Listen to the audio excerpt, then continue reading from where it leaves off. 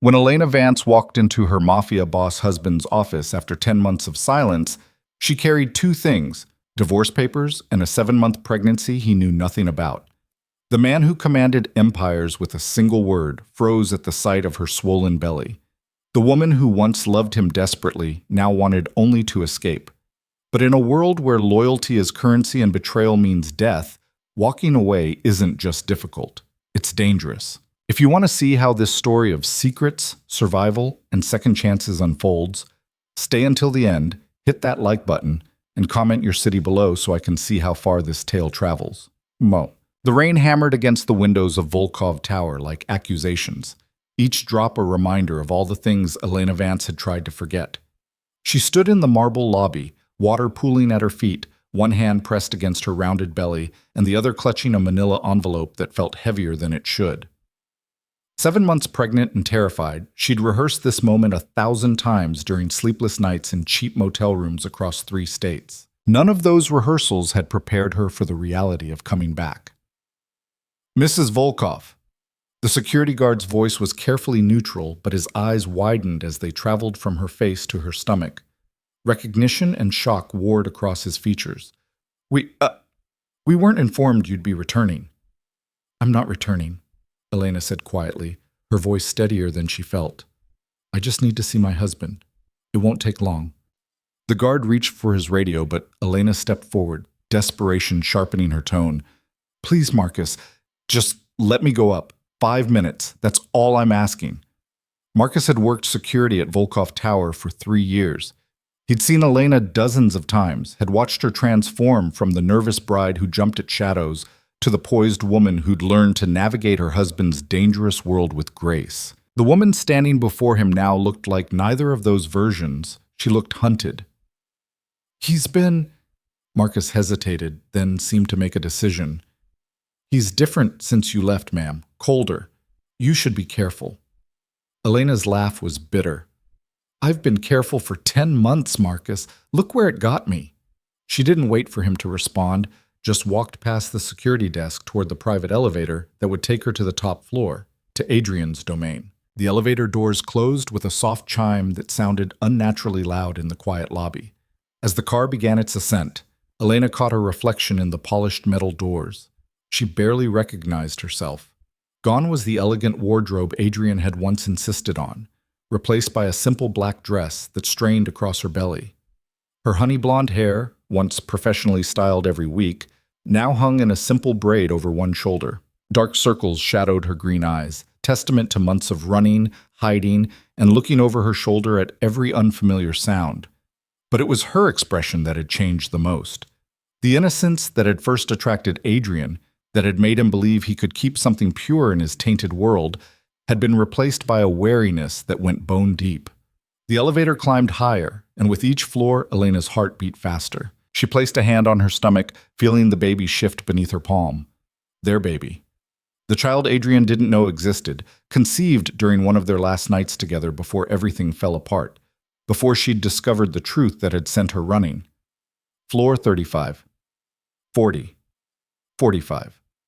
The numbers climbed and Elena's breathing became shallow. She could still turn back. She could get off on any floor, take the stairs down, disappear again into the anonymous safety of obscurity. Adrian had resources, but the world was big, and if she was careful enough, smart enough, she could stay hidden. But the baby kicked again, harder this time, and Elena knew she was lying to herself. She'd been lying for months, pretending she could do this alone, that she didn't need help, that the nightmares would eventually stop. They hadn't stopped. They'd only gotten worse. The elevator chimed its arrival at the penthouse level, and the doors slid open to reveal the executive floor of Volkov Tower. Even at 7 in the evening, the office hummed with activity. People in expensive suits hurried past with tablets and file folders, their conversations conducted in the careful undertones of those who knew that walls had ears and loose lips could be fatal. None of them noticed Elena at first. She'd become a ghost in this building. Her very existence erased the moment she'd vanished. But as she walked toward the massive mahogany doors at the end of the hall, doors that led to Adrian's office, heads began to turn. The whispers started immediately. "Is that... I thought she was..." Someone needs to tell Mr. Volkov. Jesus, is she pregnant? Elena kept walking, her spine straight despite the weight of their stares. She'd learned in her year as Adrian Volkov's wife that showing weakness in this world was an invitation for predators. These people respected strength, feared power, and despised vulnerability. She would give them nothing to despise. Adrian's personal assistant, Victoria Chen, stood from her desk as Elena approached. Victoria was beautiful, brilliant, and utterly loyal to Adrian, which meant she viewed Elena with the same suspicion she'd reserved for a potential threat. Mrs. Volkov. Victoria's tone was ice wrapped in silk. This is unexpected. I need to see Adrian. Mr. Volkov is in a meeting. If you'd like to schedule an appointment, Victoria. Elena's voice cut through the polite fiction like a knife. I've been gone for 10 months. I'm 7 months pregnant with his child. I don't need an appointment. I need 5 minutes of his time, and then I'll be gone. Permanently. Something flickered in Victoria's eyes. Surprise, maybe, or calculation. Her gaze dropped to Elena's belly, then back to her face. For a moment, Elena thought she might actually call security. Then Victoria reached for her phone. Mr. Volkov, I apologize for the interruption, but there's someone here who needs to see you. It's urgent. Elena couldn't hear Adrian's response, but Victoria's expression tightened. Sir, I really think you should. Yes, sir, I understand, but... She paused, then said carefully, It's your wife, sir. The silence that followed was deafening. Victoria set down the phone slowly. He'll see you now. Elena's hand trembled as she reached for the door handle. This was it, the moment she'd been dreading and preparing for in equal measure. Behind these doors was the man she'd loved desperately, feared quietly, and left without explanation. The man whose world was violence wrapped in expensive suits, whose enemies were numerous and ruthless, whose love had been the most terrifying and exhilarating thing she'd ever experienced. The man who didn't know he was about to become a father. She pushed open the door. Adrian's office was exactly as she remembered, a monument to power and control. Floor-to-ceiling windows offered a panoramic view of the city, the lights below glittering like scattered diamonds. Dark wood furniture, leather chairs, and abstract art, worth more than most people earned in a lifetime, created an atmosphere of refined intimidation. And behind the massive desk, silhouetted against the city lights, sat Adrian Volkov. He didn't look up immediately. He was reading something on his tablet, his posture radiating the kind of casual authority that came from a lifetime of being obeyed without question. Dark hair, cut short and precise. Strong jaw, clean-shaven. Shoulders broad enough to carry an empire built on fear and loyalty. You have 2 minutes to explain why you thought interrupting my meeting was worth... He looked up. The tablet slipped from his fingers, clattering against the desk. For a moment, one perfect frozen moment, Adrian Volkov, the man who'd built a criminal empire before his 35th birthday, the man who'd eliminated rivals with cold efficiency, the man who never showed weakness, looked utterly human. His eyes, dark as midnight, locked onto Elena's face first. She watched emotions cascade across his features too quickly to name. Shock, disbelief, anger, something that might have been pain. Then his gaze dropped, traveling down her body until it reached her swollen belly. He stood abruptly, the chair rolling back with enough force to hit the credenza behind him. Elena! Her name sounded like a prayer and a curse all at once. Hello, Adrian? Her voice was steady, which felt like a miracle given that her entire body was shaking. I'm sorry to interrupt. This won't take long. Won't take... He circled the desk with the fluid grace of a predator, closing the distance between them in 3 long strides. You've been gone for 10 months. 10 months, Elena. No note, no phone call, no explanation. I had people searching 3 continents for you. I thought you were dead. His voice never rose, but the fury in it was palpable. Elena had forgotten how terrifying Adrian could be when he was angry. Not because he shouted or threatened, but because his rage was cold, controlled, and absolute. I needed to leave, she said simply. You needed... He stopped, jaw clenching. His eyes dropped to her belly again, and this time they stayed there. How far along? 7 months. She watched him do the math, saw the exact moment he realized what that meant. The baby had been conceived before she left. She'd known she was pregnant when she'd walked out of his life without a backward glance. You knew. The words were barely above a whisper. You were carrying my child, and you left. Yes. Why? It was the question Elena had been dreading, the one she'd known he would ask but had no safe answer for. Because the truth was dangerous, not just for her, but for everyone in this room. The truth was the reason she'd run in the first place. The reason she'd spent 10 months looking over her shoulder. The reason she'd nearly starved rather than use any of the money Adrian had given her access to. The truth would start a war. I can't tell you that, she said instead. Adrian's laugh was harsh. Can't or won't? Does it matter? Yes. He moved closer and Elena forced herself not to step back. Running now would show weakness, and with Adrian, weakness was blood in the water. It matters, Elena. Everything about this matters. You disappeared, you took my child, and you ran. I deserve to know why.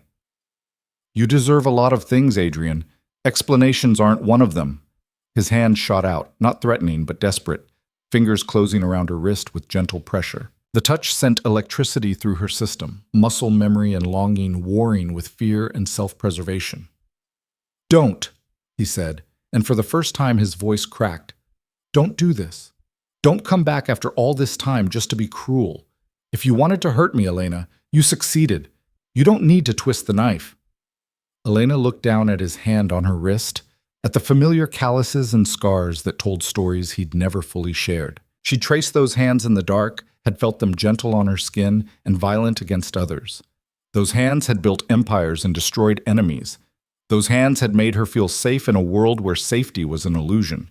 Those hands had never known they'd created life. I'm not here to hurt you, she said quietly. I'm here to end this. Properly. Legally.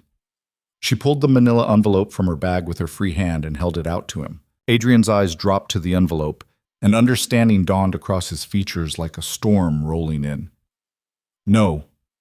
He released her wrist, took a step back. Absolutely not. Adrian? No, Elena. I don't care what you're about to say. What reasons you think you have. The answer is no. You don't even know what I'm asking. You're asking for a divorce. His voice was flat, emotionless. The tone he used when making decisions that would ruin lives. You're asking me to sign papers that say our marriage meant nothing, that you have the right to take my child and walk away. I can see it on your face, Elena. You think I'm going to just let you go. Elena felt tears prick at her eyes, but refused to let them fall. It's not about letting me go. The marriage is already over, Adrian. I left 10 months ago. I'm just making it official. Why now?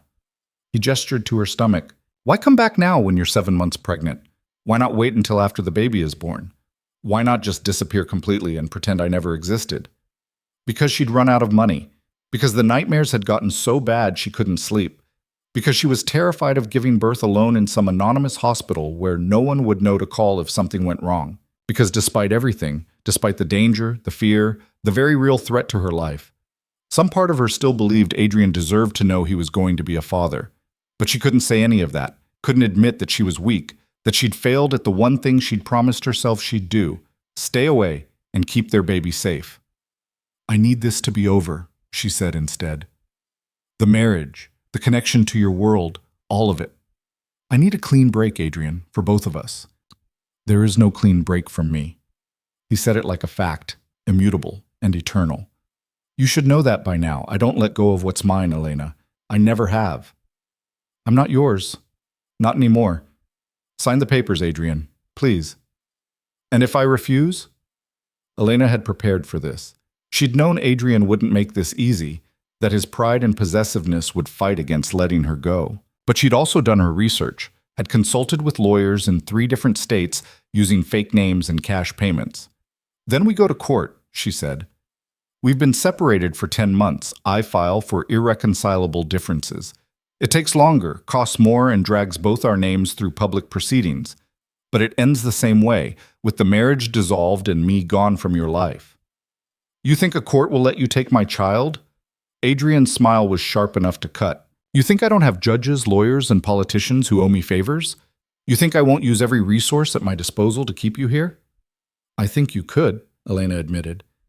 I think you could make my life hell, tie this up in legal proceedings for years, use your money and influence to take everything from me, but I also think you won't. Why wouldn't I? Because that's not who you are. She stepped closer, close enough to see the faint scar above his left eyebrow, the one he'd gotten in a fight when he was 17. Close enough to smell his cologne, cedar and smoke and something uniquely Adrian. You're ruthless, Adrian. You're dangerous. But you're not petty. And fighting over this in court would be petty. For a long moment, Adrian just looked at her. Really looked at her, the way he used to before everything fell apart, like she was a puzzle he was determined to solve, a code he needed to crack. What happened to you? He asked finally. What happened to the woman I married? You did, Elena said simply. Your world did. I can't. She broke off, fighting for control. This life you lead, Adrian, it's not sustainable. Not for people like me. I'm not strong enough for it. You're stronger than you think. I'm pregnant and terrified and standing in the office of a man who could end me with a phone call. Don't mistake desperation for strength. Adrian flinched like she'd struck him. I would never hurt you. Not directly, but your enemies would. Your world would. It already tried to. The words slipped out before Elena could stop them, and she watched Adrian's expression shift from hurt to sharp, dangerous focus. What do you mean, it tried to? Elena cursed internally. She'd revealed too much. Let her guard down for just a moment. Nothing. Forget I said anything. Elena. Adrian's voice dropped to the tone that had made grown men confess to crimes they'd planned in secret. What happened? It doesn't matter now. I handled it. By running. By surviving. Tell me. He moved closer, and this time Elena did step back. But Adrian followed, matching her retreat step for step until her back hit the door and there was nowhere left to go. He braced his hands on either side of her head, caging her in without touching her. Tell me who threatened you. Tell me who made you so afraid that you ran while carrying my child. Tell me, Elena, so I can end them. His proximity was overwhelming. Elena could feel the heat radiating from his body, could see the pulse jumping in his throat, could smell the familiar scent that had once meant safety and home. The baby kicked, as if sensing its father's nearness, and Elena gasped. Adrian's eyes widened. Was that? Yes. Elena's hand moved to her belly instinctively. The baby. She's active today. She? Adrian's voice cracked on the word. We're having a daughter. Elena hadn't meant to tell him, hadn't meant to share anything beyond the bare minimum necessary to end the marriage and disappear. But standing here, trapped between Adrian's arms and the door, she found she couldn't lie. Yes, a girl. Something raw and unguarded crossed Adrian's face. His hand moved, hesitant, the first time Elena had ever seen him uncertain about anything, and hovered over her belly. May I? Elena knew she should say no, knew that allowing this intimacy would complicate everything, would make it harder to walk away. But the hopeful vulnerability in Adrian's expression shattered something inside her. Okay. Adrian's palm settled gently over her stomach, and the baby immediately kicked against his hand. Elena watched emotions cascade across his face, wonder, joy, fear, love, things she'd rarely seen from the controlled, careful man she'd married. Hello, little one, he murmured. I'm your father. Tears finally broke free from Elena's control, sliding down her cheeks unbidden. This was what she'd run from. Not the danger, not the violence, but this. The terrible, beautiful possibility of having a family with Adrian Volkov. The dream that could never survive the reality of his world. Adrian, please, her voice broke. Please don't make this harder than it has to be. Sign the papers. Let me go. Give our daughter a chance at a normal life. A life without her father? A life without the danger that follows you everywhere you go. Adrian's hand remained on her belly, but his eyes met hers with an intensity that stole her breath. What if I could give you both? Safety and me. What if I could prove to you that I can keep you both protected? You can't. No one can. That's the problem, Adrian. Your enemies will be dealt with. There will always be more. There will always be someone willing to hurt the people you love to get to you. That's the price of the empire you've built. Then I'll tear it down. He said it simply, as if destroying everything he'd spent his life building was a minor inconvenience. If that's what it takes to keep you and our daughter safe, I'll burn it all to the ground. You don't mean that, don't I? Test me, Elena. Stay. Give me 30 days to prove I can change, that I can be the man you and our daughter deserve. 30 days. And if I fail, I'll sign whatever papers you want and let you walk away. But if I succeed, if I can show you that we can have a life together that's safe and real, then you give us another chance. Elena stared at him, searching for the deception, the manipulation she'd learned to expect from people in Adrian's world. But all she saw was desperate sincerity and something that looked dangerously like hope. Why 30 days? Because that's how long it will take for the divorce to be processed anyway. Legal requirement for marriages of our duration. 30 days of mandatory separation before the courts will finalize anything.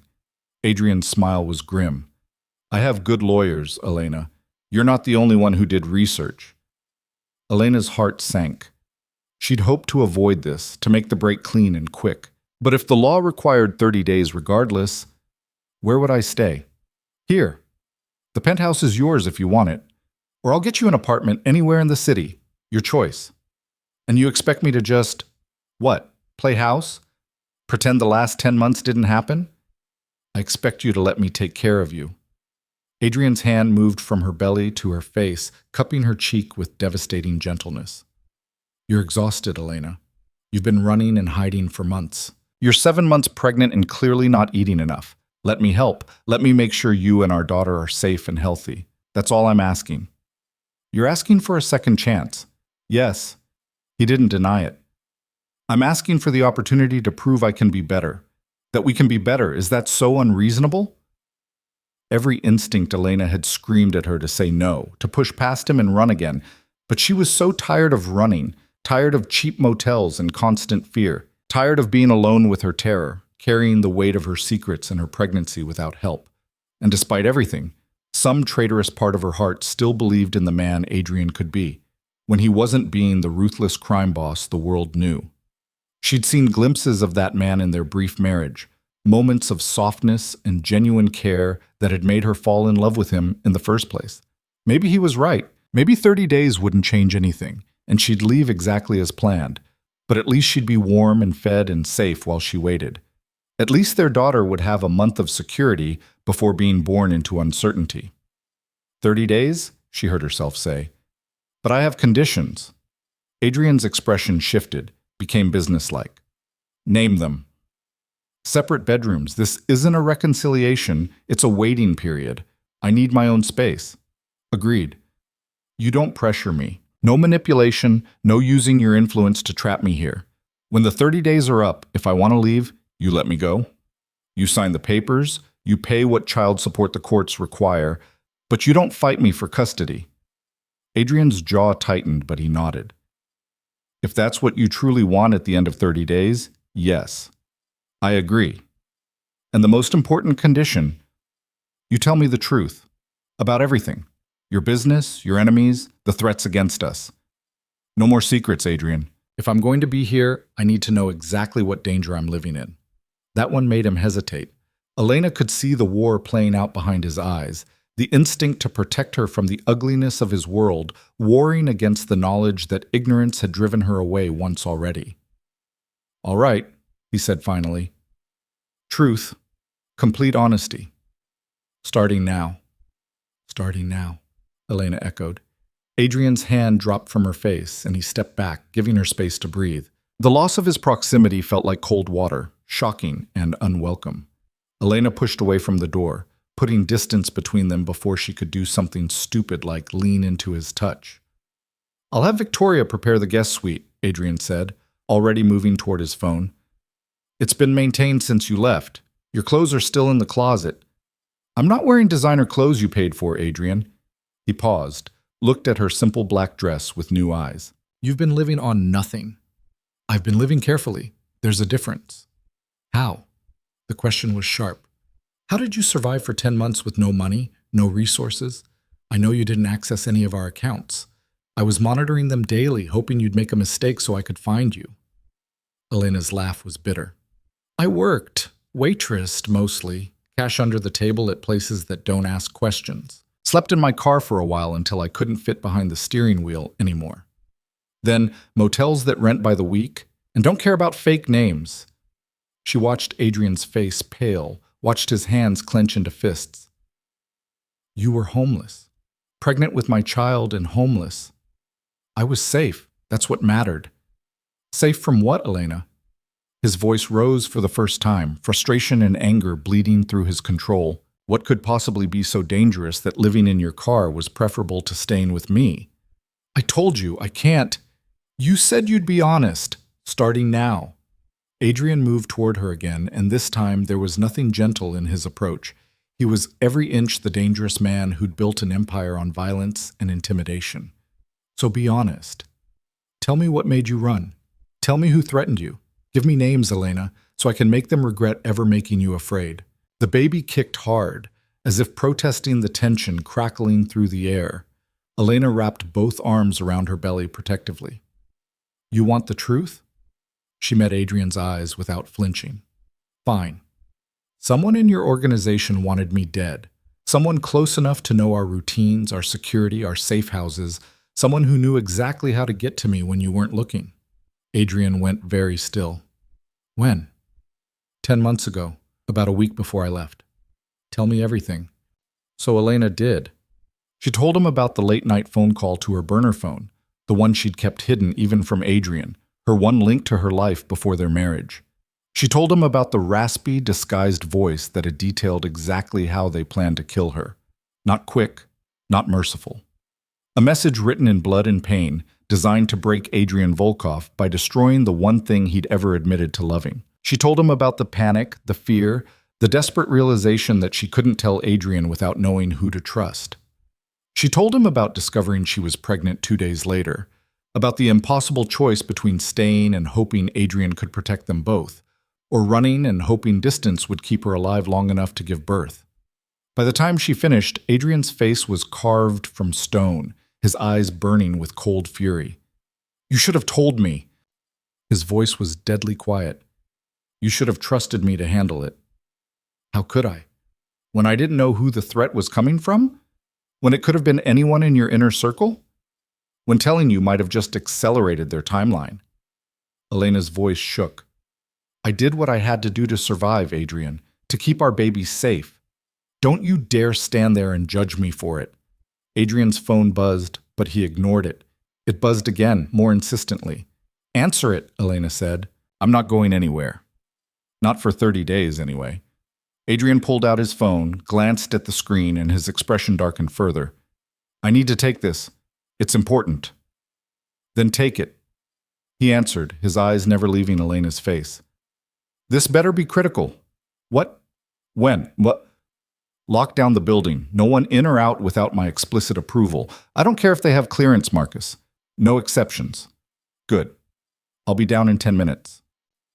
He ended the call and slid the phone back into his pocket with measured precision. What's wrong? Elena asked, though she already suspected. Building security flagged an anomaly. Someone tried to access the executive floor using credentials that were deactivated months ago. Your credentials, Elena. Ice slid down Elena's spine. That's impossible. I've had my keycard with me the whole time. I know, which means someone cloned it. Someone who wanted to know the exact moment you came back. They know I'm here. Yes. Adrian's expression was grim. Which means whatever threat you ran from 10 months ago, it's not over. And now we have less than 30 days to figure out who wants you dead before they try again. The baby kicked one more time, hard enough to make Elena gasp. And standing in Adrian Volkov's office, surrounded by the gleaming monuments to his power and influence, she realized with terrible clarity that coming back had been a mistake. She'd thought she was ending one chapter of her life. Instead, she'd just walked straight into the most dangerous chapter yet. Adrian's hand found the small of Elena's back, guiding her away from the door with a pressure that was gentle but absolutely unyielding. We're leaving, now. Wait, my things are replaceable. He was already moving, his other hand pulling out his phone to fire off rapid instructions. Victoria, clear my schedule for the rest of the week.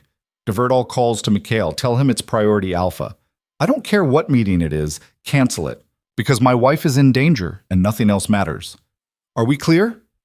Elena heard Victoria's crisp acknowledgement even through the phone, professional as always despite what must have been shock at Adrian's tone. In the years she'd known him, she'd never heard him sound quite like this. Controlled, but barely. His usual icy composure fractured by something that looked dangerously like fear. Adrian, slow down. You're overreacting. Someone cloned your credentials and tried to access this floor while you were in my office. He pulled open a panel in the wall that Elena had never noticed, revealing a private elevator. That's not a coincidence. That's surveillance. They've been watching, waiting for you to surface. And now that you have, they know exactly where you are.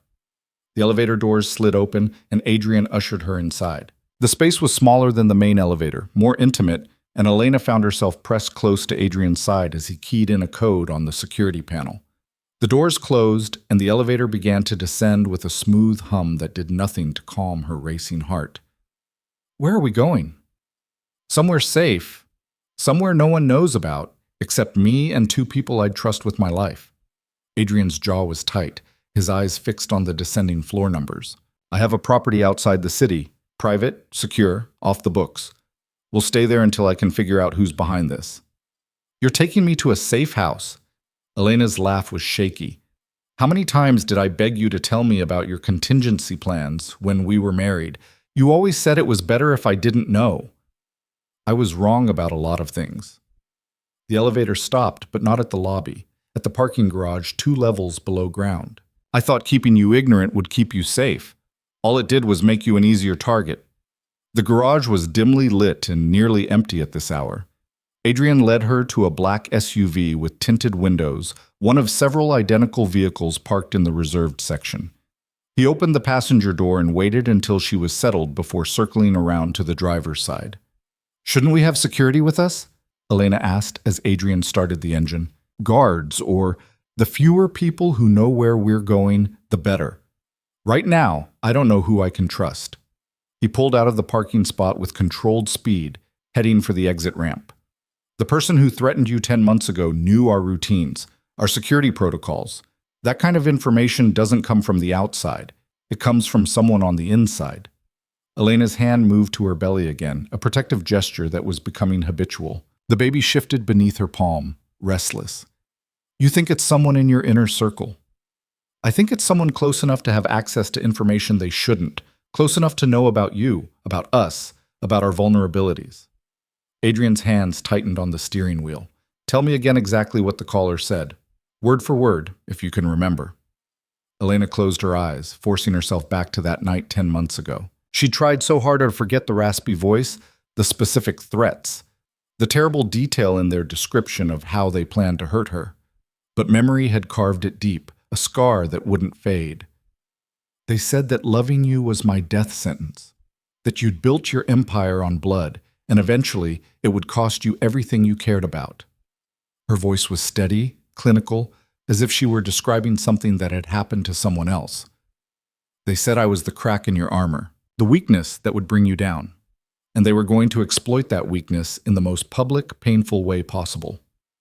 Adrian's expression darkened with each word. Go on. They had details about my routine, the yoga class I took Tuesday mornings, the coffee shop where I met Sarah for lunch on Thursdays, the route I walked when I needed to clear my head. Elena's breath caught. They knew things, Adrian, private things, like the birthmark on my left hip, like the fact that I sleep on my right side. Things only someone very close would know. Or someone with access to our home security footage. Adrian's tone was grim. I'll need to audit every system, every person who had clearance to our residence. The list is small, but not small enough. They'd exited the downtown area now, heading west toward the suburbs and then beyond. Elena watched the city lights fade in the side mirror, replaced by darkness punctuated by occasional street lamps. She should feel relieved to be putting distance between herself and whoever had tried to access the building. Instead, she felt exposed, vulnerable in a way that had nothing to do with physical danger. I never wanted to come back, she said quietly. I had a plan. Stay hidden until the baby was born, then disappear completely. New name, new city, new life. You would never have known about her. Don't. Adrian's voice was sharp enough to cut. Don't tell me you were planning to erase me from my daughter's life. Not right now, Elena. Not when I'm trying very hard not to think about all the months I've already missed. I was trying to keep her safe. By denying her a father. By raising her alone with no resources, no support, no backup if something went wrong. He glanced at her, and the pain in his eyes was almost physical. What would have happened if there were complications during delivery? What if you'd needed emergency surgery, or if the baby had needed specialized care? You would have been alone, Elena, completely alone. I would have managed. You would have suffered, and so would she. Adrian's attention returned to the road, but his hands were white-knuckled on the wheel. I understand why you ran. I even understand why you didn't trust me enough to come to me with the threat. But this, planning to cut me out permanently, that's not about safety. That's about punishment. Elena wanted to argue, to insist that her motives had been pure survival and nothing more. But there was truth in Adrian's words, a bitter truth she'd avoided acknowledging even to herself. Part of her had wanted him to hurt the way she'd hurt, had wanted him to feel the loss, the absence, the aching empty space where something precious should have been. Maybe, she admitted, maybe I wanted you to know what it felt like to lose something you couldn't control, something you couldn't fix with money or power or violence. Then congratulations, you succeeded. Adrian's smile was bleak. Every morning for 10 months, I woke up not knowing if you were alive or dead. Every lead that went nowhere, every dead end, every day that passed without answers, it was torture, Elena. The not knowing was worse than any physical pain I've ever experienced. You could have moved on, found someone else. Your world is full of women who would jump at the chance to be Mrs. Volkov. I don't want someone else. I want you. He said it simply, as if it were the most obvious truth in the world. I've always wanted you. From the moment you stumbled into that charity gala wearing a borrowed dress and looking like you wanted to be anywhere else, I wanted you. And that hasn't changed. 10 months of silence, a pregnancy I knew nothing about, divorce papers. None of it changes what I feel. Elena's throat tightened. This was the Adrian she'd fallen in love with, the one who hid beneath layers of calculated control and ruthless efficiency. The one who could be devastatingly honest about his emotions when he chose to be. The one who'd made her believe that maybe, just maybe, a man like him could build something real with a woman like her. Feelings aren't enough, she said. Not in your world. Love doesn't stop bullets, Adrian. It doesn't protect against people who see me as a liability or a tool to use against you. No, but I can. They were leaving the suburbs now, entering the rural darkness beyond the city limits. I can stop bullets. I can eliminate threats. I can burn down anyone who tries to hurt you or our daughter. I just need you to let me. That's what scares me. The burning down part. The violence you're so casual about. Elena turned in her seat to face him. You talk about eliminating people like you're discussing a business merger. Do you even hear yourself? I hear myself perfectly. And I know what I sound like. Adrian's profile was sharp in the dashboard lights. I've never pretended to be something I'm not, Elena. You knew what I was when you married me. A criminal, a killer, when necessary. Someone who operates in the shadows and solves problems with methods that would horrify most people. I knew it intellectually. That's different from watching it happen, from being close enough to see the blood on your hands. There's never been blood on my hands when I've touched you. That doesn't make it better, Adrian. It makes it worse. You can be gentle with me and then turn around and... She broke off, unable to finish the thought. And execute someone who betrayed me? And eliminate a rival who threatened my territory? And do all the dark, necessary things that keep my empire running? Adrian's voice was hard. Yes, I can. I do. And I won't apologize for it, because that violence, that ruthlessness, is what's kept me alive long enough to meet you. It's what's built the resources I'm using right now to keep you safe. You can't have one without the other, Elena. You can't have the protection without the predator. The truth of it settled between them like stone. Elena stared out at the darkness rushing past, one hand on her belly where their daughter rested, oblivious to the complicated legacy she'd been born into. A father who could be tender and terrifying in equal measure. A world where love and violence existed side by side, inseparable. I don't know if I can live with that, she said finally.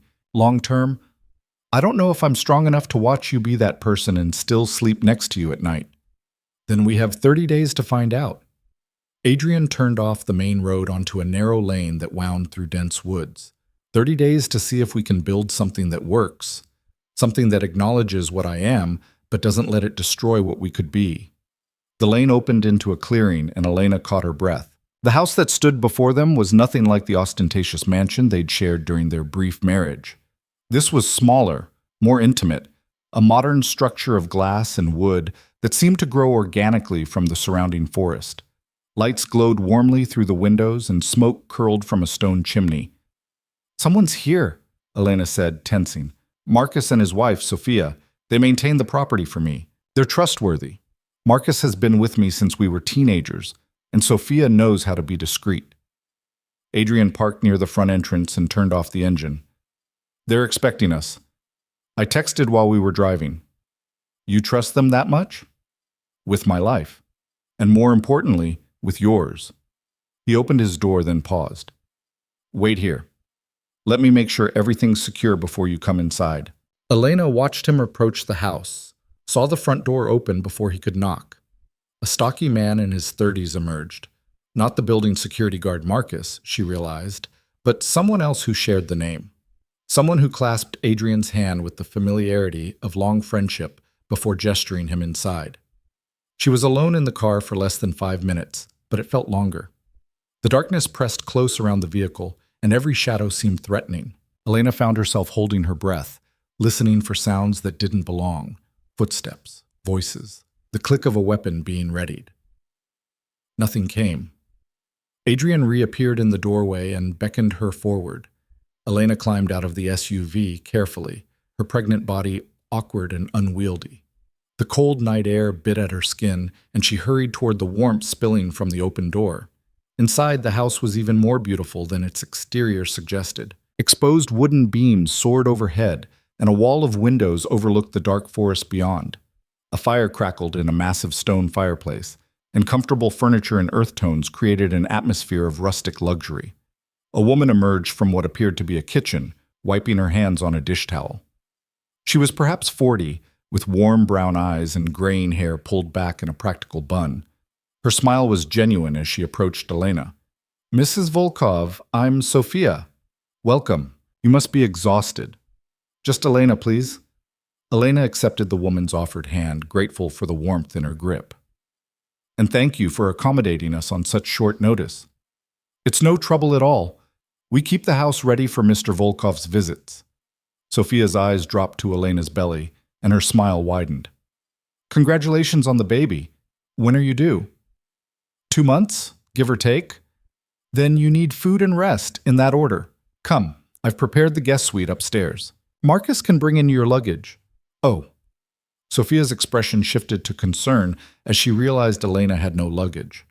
"Well, I'm sure we can find you something comfortable to sleep in, and tomorrow we'll get you properly situated." Adrian appeared at Elena's elbow. "I'll show her upstairs, thank you, Sophia."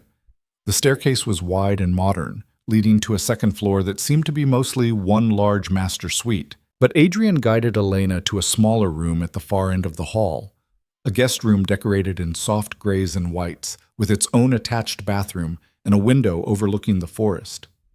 "It's beautiful," Elena said, meaning it. The bed looked impossibly inviting, piled with pillows and covered in a down comforter that promised warmth and comfort. "There are clothes in the closet. Sophia keeps it stocked with various sizes for unexpected guests." Adrian moved to the dresser and pulled open a drawer. "Toiletries in the bathroom, extra blankets in here if you get cold. The door locks from the inside if you want privacy, and I'm right down the hall if you need anything."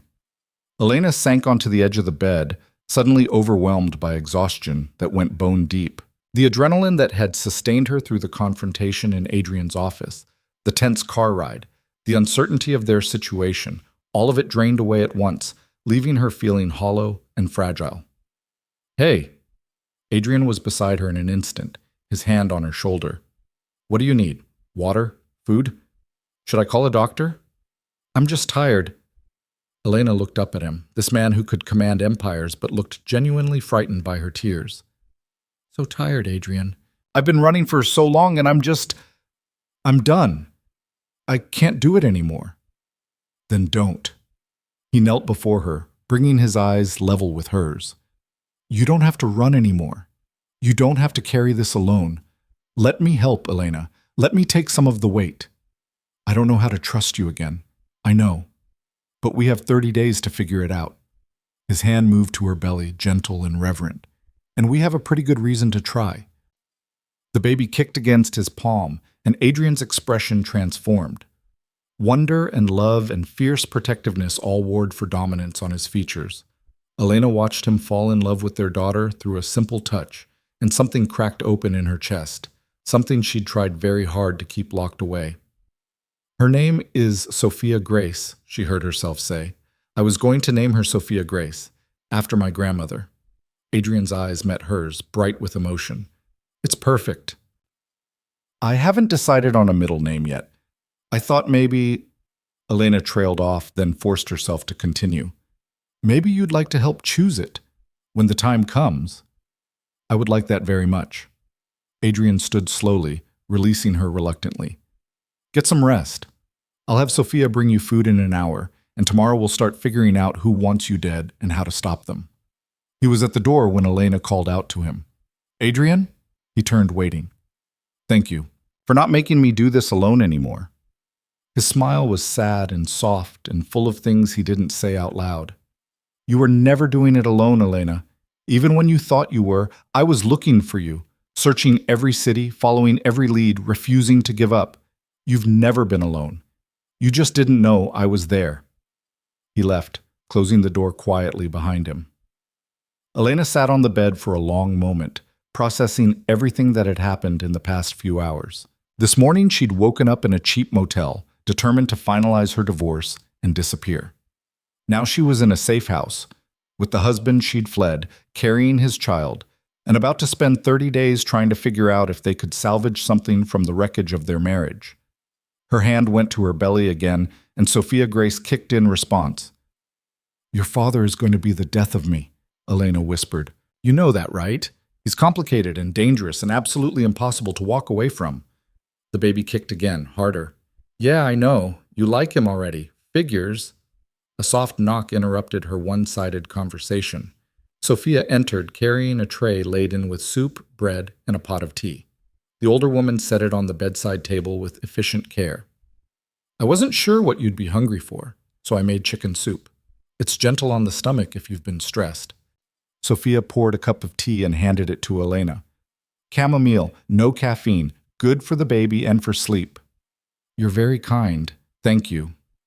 "It's my pleasure, dear."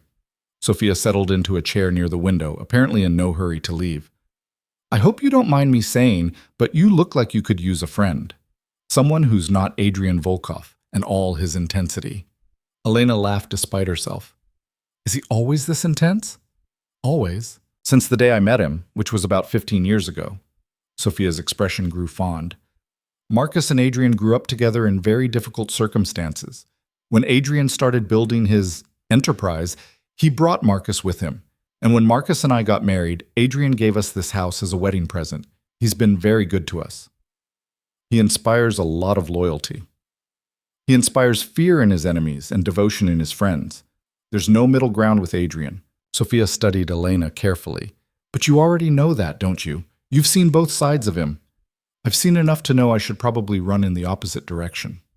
"And yet you're here." "And yet I'm here." Elena sipped her tea, letting the warmth spread through her. "I'm not sure if that makes me brave or stupid. Maybe both. Maybe neither." Sophia rose and moved toward the door. "For what it's worth, I've known Adrian Volkov for a long time. I've seen him angry, ruthless, and absolutely terrifying when he needs to be. But I've also seen the way he looked at you in the few seconds before I left the room tonight. That man loves you, Elena. Completely, desperately, maybe even dangerously. The question isn't whether he cares, it's whether you can build a life with someone who loves that intensely while living the way he does." She left before Elena could respond, pulling the door closed behind her with a soft click. Elena ate mechanically, the soup warming her from the inside out, even though she barely tasted it. Her mind was racing, replaying the conversation with Adrian, the fear in his eyes when he'd learned about the threat, the gentleness in his touch when he'd felt their daughter kick, She'd spent 10 months convincing herself that leaving had been the right choice, the only choice. That Adrian's world was too dangerous, too violent, too fundamentally incompatible with the kind of life she wanted for herself and her child. But watching him tonight, seeing his pain, his determination, his fierce protectiveness, she wondered if maybe she'd been wrong. Not about the danger, which was all too real, but about whether that danger was insurmountable. Whether love could exist alongside violence. Whether a man like Adrian could change enough to make a life together possible. 30 days. She had 30 days to find out. Elena finished her meal, changed into the soft pajamas she found in the dresser, and climbed into bed. The mattress was heaven after months of cheap motel mattresses and car seats. She sank into the pillows with a sigh, her body finally relaxing for the first time in what felt like forever. Sleep should have come quickly. She was exhausted, emotionally drained, physically spent, but her mind wouldn't quiet, kept cycling through possibilities and threats and memories she'd tried hard to bury. Somewhere down the hall, Adrian was probably lying awake too, plotting strategy and assessing threats and planning how to protect her from an enemy they couldn't identify. It should have comforted her. Instead, it highlighted the fundamental problem with their relationship. Adrian's idea of love involved total control, complete protection, elimination of all threats. He wanted to wrap her in layers of security until nothing could touch her. But Elena had learned during their brief marriage that that kind of protection felt a lot like a prison.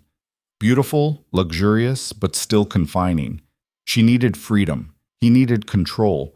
And their daughter needed parents who could find a way to compromise between those two extremes. The baby shifted, pressing against Elena's ribs in a way that was uncomfortable but oddly reassuring. Real, grounding. A reminder that this wasn't just about her and Adrian anymore. They'd created a life together, and that life deserved better than parents who couldn't figure out how to coexist peacefully. Elena placed both hands on her belly, feeling the small movements beneath her palms. "We're going to figure this out," she whispered. "Somehow, we're going to make this work. For you, Sophia Grace. Everything for you." The baby kicked one more time, then settled. Elena closed her eyes and focused on breathing, on letting go of the fear and tension that had been her constant companions for months. She was safe tonight. Adrian was down the hall. Marcus and Sophia were downstairs. The house was secure and off the books and unknown to whoever had threatened her. Tonight, she could rest. Tomorrow, they would start hunting the person who wanted her dead. Sleep finally claimed her, pulling her down into dreams that mixed memory and fear in equal measure. She was back in the mansion she'd shared with Adrian, but the rooms were dark and threatening. Someone was following her through the empty halls, getting closer with each step. She ran, but her pregnant body was slow, awkward. The footsteps gained on her. A hand grabbed her shoulder. Elena woke with a gasp, her heart pounding, sweat soaking through her pajamas. The room was dark except for moonlight filtering through the curtains.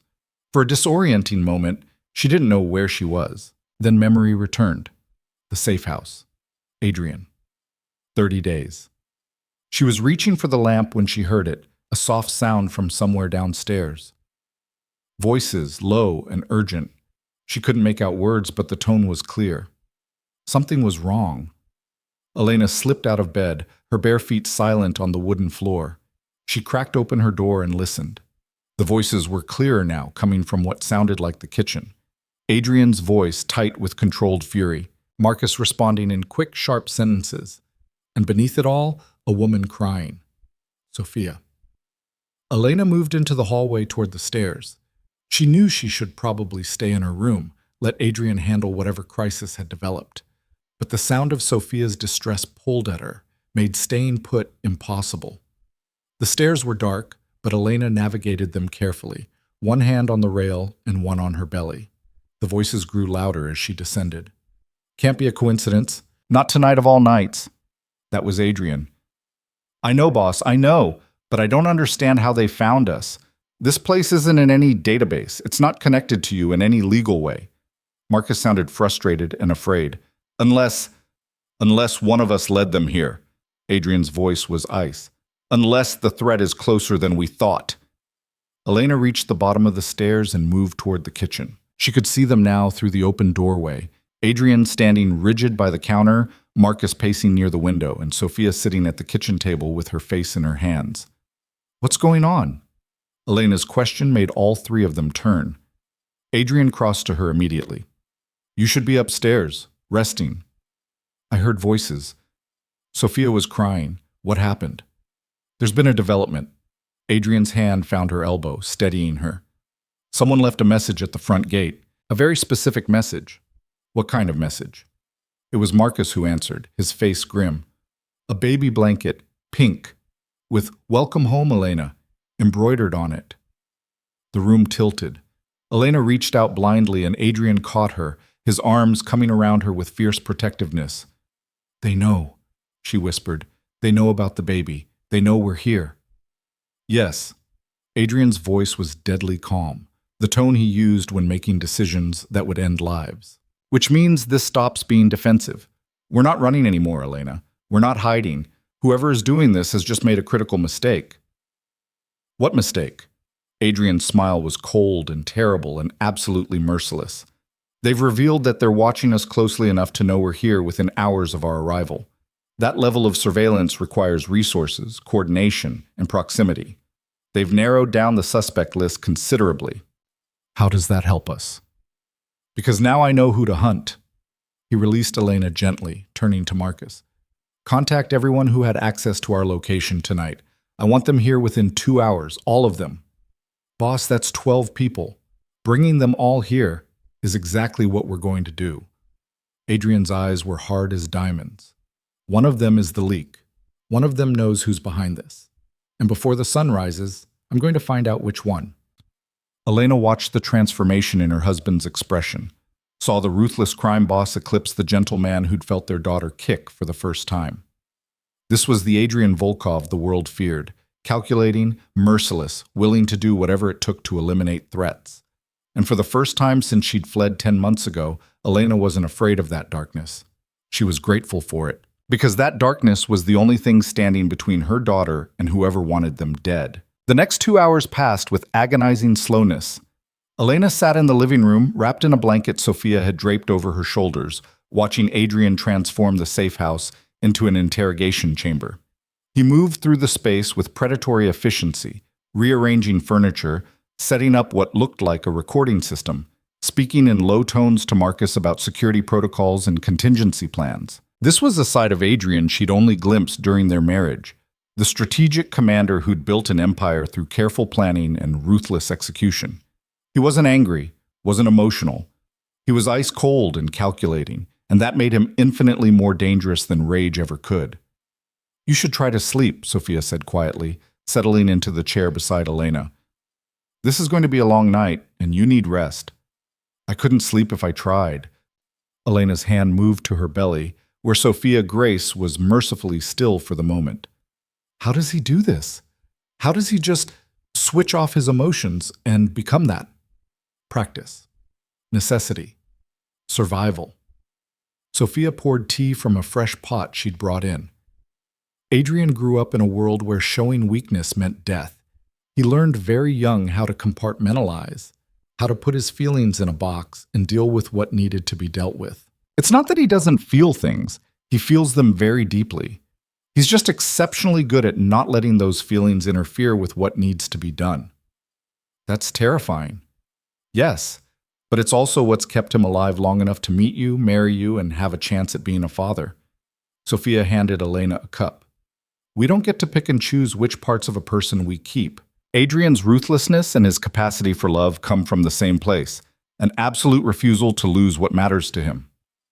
Elena sipped the tea, letting the warmth spread through her. You really care about him. He gave Marcus and me a life when we had nothing. He's been loyal, generous, and protective of the people he considers family. Sophia's expression grew sad. But I won't lie to you and say that life with Adrian is easy. It's not. It's dangerous and complicated and sometimes deeply painful. You have to decide if what you gain from being with him outweighs what you sacrifice. What did you sacrifice? Peace of mind, the luxury of ignorance, the ability to pretend the world is a safe, fair place. Sophia's smile was wry.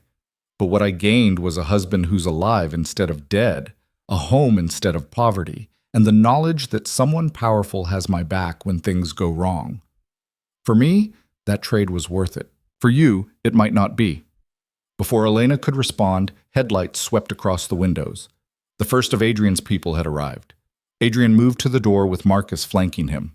Elena watched as he opened it to reveal a tall woman in her 40s, dressed in business casual despite the late hour. She had sharp features and sharper eyes, and she looked annoyed at being summoned.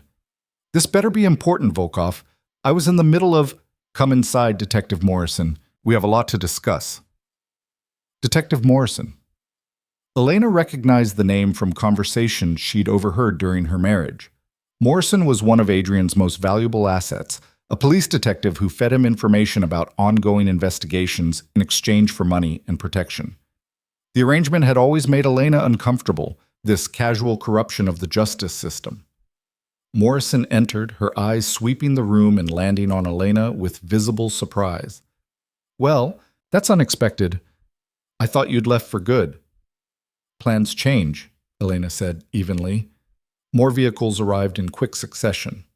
Elena watched Adrian's inner circle assemble in the living room, a collection of dangerous people united by loyalty to one man. There was Yuri, Adrian's enforcer, a mountain of muscle with cold eyes and scarred knuckles. Dmitri, his financial advisor, nervous and sweating despite the cool temperature. Carmen, who ran his legitimate business operations, beautiful and poised and watching everyone with calculating attention. Others whose names Elena didn't know, but whose roles she could guess from their bearing: soldiers, accountants, fixers, all the people necessary to maintain an empire built on illegal activity. 12 people total, just as Marcus had said. 12 people who'd known they were coming to the safe house, one of whom had apparently shared that information with someone who wanted Elena dead. Adrian waited until everyone was seated, arranged in a loose semicircle facing him. He stood with his back to the fireplace, silhouetted by flames, looking every inch the powerful crime boss he was. "Thank you for coming on short notice," he began, his voice carrying easily through the room. "I know many of you cleared schedules, interrupted personal time, and traveled some distance to be here. I appreciate your loyalty." "Cut to the chase, Adrian," Yuri rumbled. "It's after midnight. What's this about?" "It's about a traitor." Adrian let the word hang in the air, watched faces for reactions. "Someone in this room has been sharing information about my wife's whereabouts. Someone betrayed her location to people who want her dead, and I'm going to find out who."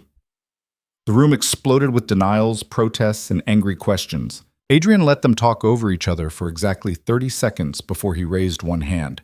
The gesture was small, but silence fell immediately. "Here are the facts," Adrian continued. 10 months ago, someone threatened Elena's life in very specific terms.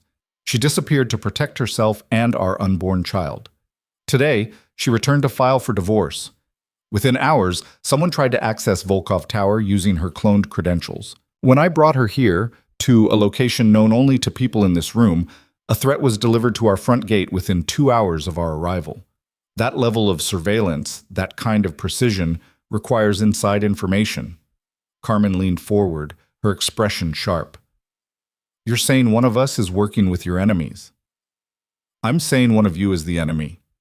Adrian's gaze swept across them all, measuring, assessing. "Whether through betrayal, blackmail, or personal ambition, one of you has been feeding information to someone who wants to destroy me by killing my wife and child. Tonight, that ends." Detective Morrison stood abruptly. "I don't have to sit here and be accused." "You'll sit." Adrian's voice cracked like a whip. "You'll all sit, and you'll answer my questions because the alternative is being treated as a hostile threat, and we all know how I deal with those." Morrison sat. Elena watched the dynamics playing out, saw how each person reacted to Adrian's accusations. Some looked offended, others afraid, a few calculating. But all of them stayed seated, stayed quiet, stayed under control. Because defying Adrian Volkov openly was a death sentence, and everyone in this room knew it. "I'm going to make this simple," Adrian said. "I'm going to ask each of you a series of questions. Where you were today, who you've spoken to in the past 24 hours, what you knew about Elena's return. You're going to answer honestly and completely. If I detect lies, if I sense evasion, you're going to have a very bad night." "And if we all tell the truth, and you still can't identify the leak?" Dmitri asked nervously. "What then?" "Then I expand my investigation, but I don't think that will be necessary." Adrian's smile was cold. Because whoever is behind this made a mistake. They got impatient, moved too quickly.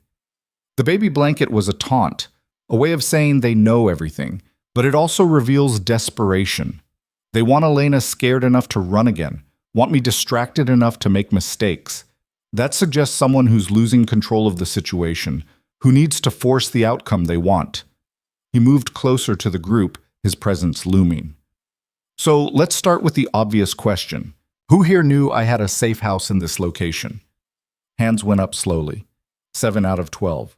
Marcus and Sophia, obviously. Yuri, who'd helped Adrian acquire the property years ago. Carmen, who handled the legal paperwork through shell companies. Detective Morrison, who'd run background checks on the area. And 2 others, Ivan, head of security, and Alexei, Adrian's second-in-command in the organization's day-to-day operations.